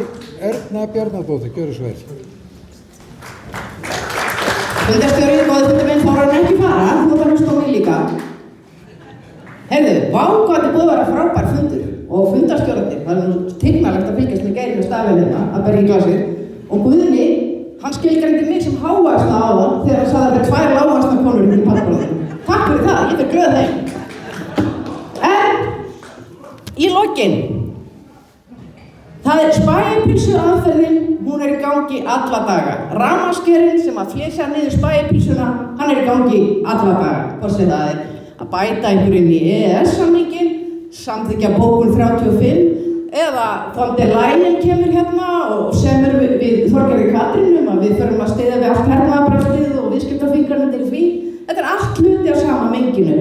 Evrópusambandið ætlar sér hingað norður og það er bóstalega skrifað í þess sjálfs og í evrópsku blöðum sem alltaf fá að lesa hér á landi. Og það er að halda því fram að innleiðing bókunar 35 auki réttindi íslenskra borgara. Ég sagði það í fyrir ræðinu hérna og aðrir ræðumenn hafa þegar tekið undir það. Þannig að þegar ráðherrar og sendi sveinar ráðherra Viðreisnar tala á annan vegum og þetta auki réttindi borgarana, þá er það einfaldlega gaslýsing og það er von að verðið á gasinu frá Rússunum sé hátt þegar svona mikið þarf í gaslýsingu hér á Íslandi. Takk fyrir frábæra fund, takk fyrir að koma og ég þarf líka að minna það. Það peningar skipta máli. Það er hundleiðilegt Gunnlaugur, en það skiptir máli. Börnin okkar er að koma undir sér fótunum, koma sér upp íbúðum og það skiptir þau máli hver lífskjörin er, eins og Lilja sagði. Tölum við þau og aðra sem eru hugsandi hvernig þau eiga að taka afstöðu með virðingu fyrir þessu. Takk fyrir. Þakka þér fyrir Erna. Næst og síðastur á mælendaskránni er Arnar Þór Jónsson, gjörðu svo vel.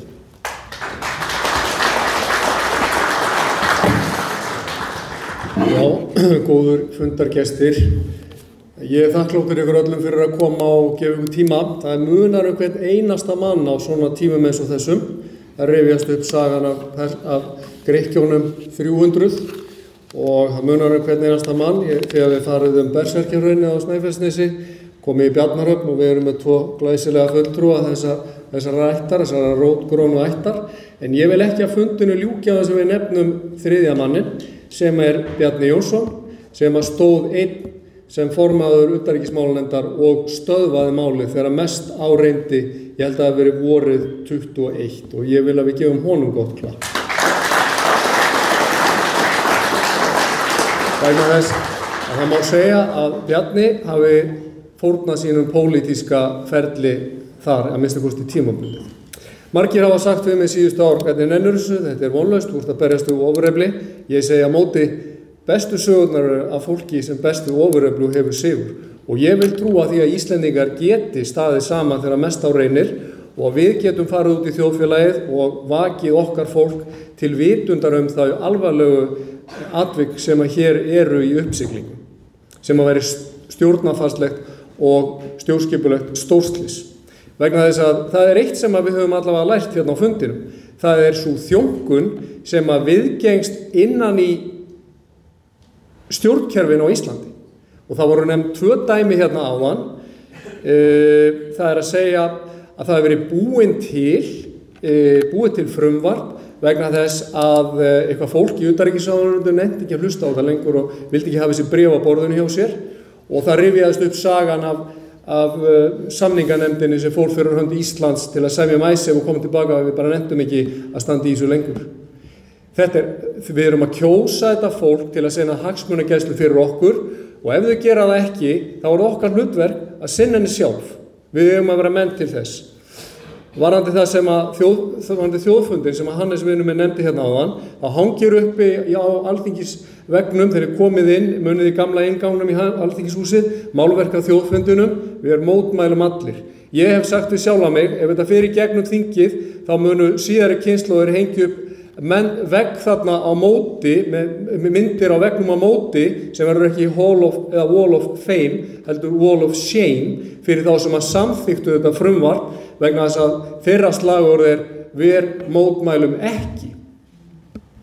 Varðandi það sem að Bryndís spurðum, þá tel ég að það sé tímaspursmál hvenær það kemur bréfað utan og sagt að Landsvirkjun er í ráðandi stöðu á Íslandi og það verður að brjóta þetta upp út af markaðslögmálum fjórfrelsisins sem að gengur framar öllu sem heitir þjóðarhagsmunir og stjórnarskrá.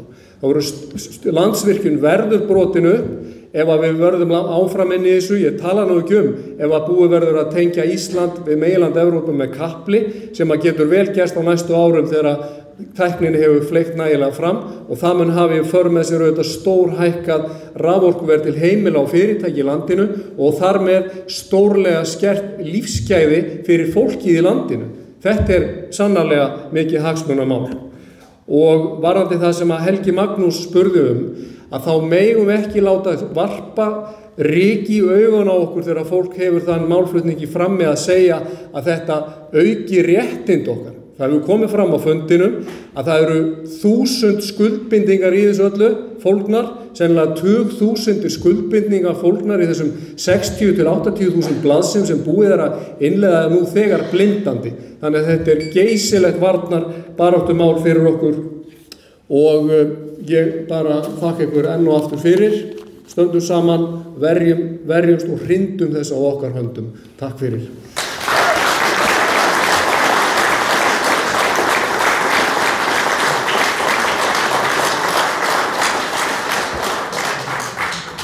Góðir fundarmenn, það kemur í minn hlut að þakka fyrir þennan fund. Þakka frummeðlendum, þakka fundarmönnum, þakka þeim sem að báru fram fyrirspurnir, þakka andsvörin og síðast en ekki síst að þakka röggsamlega fundarstjóran sem hér situr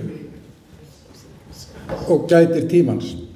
Áður ég slít fundinum má ég til með að rifja upp ummæli merks stjórnmálumanns sem að ég heyrði hann segja fyrir 25 árum eða svo, aldarfjórðungi, Steingrímur Hermannsson hét hann. Hann sagði í stóran hóp manna, ekkert skil ég í því fólki sem sífellt að klifa á því að við eigum að binda allt okkar traust, allt okkar trúss við Evrópu, þennan útnár ár Asíu, þegar allur heimurinn liggur opinn fyrir okkur.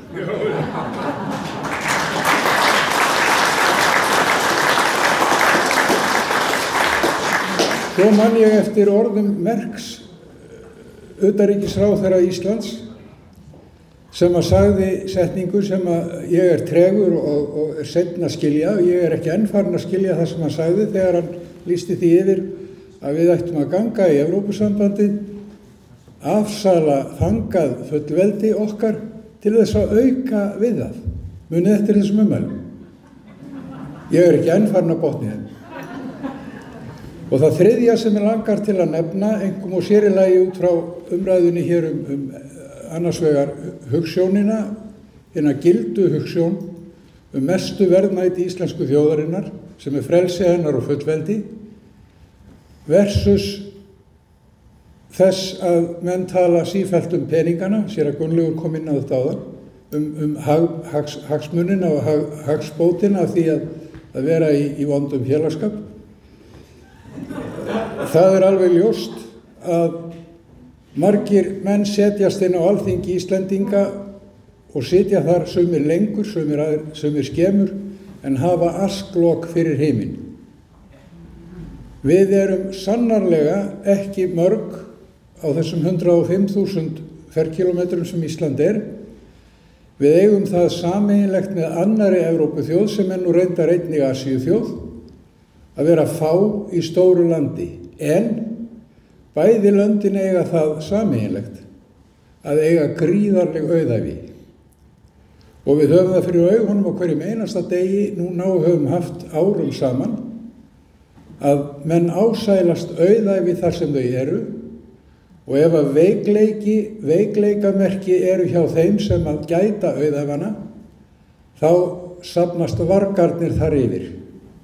Menn vitna í ritninguna, þar sem hræið þangað safnast ernirnir. Og utanríkismálastjóri Evrópusambandsins, stórmerkur stjórnmálamaður, þessi einkennilega glæra kona austan af Íslandi, hún sagði merk orð og skýr, ekki fyrir löngu síðan, að Evrópa og Bandaríkin verði að standa saman að sundra Rússlandi til þess að þau kæmust sameiginlega í auðæfi landsins. Það eftir mikla að slægjast þar fyrir austan, ég veit það, en það eftir talsverð að slægjast hér líka, engum og sér í lagi, ef að þeir sem eiga að standa vörð frelsi og fullveldi landsins falbjóða landið hverjum sem hafa vill. Og það það sem mér sýnist vera að gerast í þessu máli.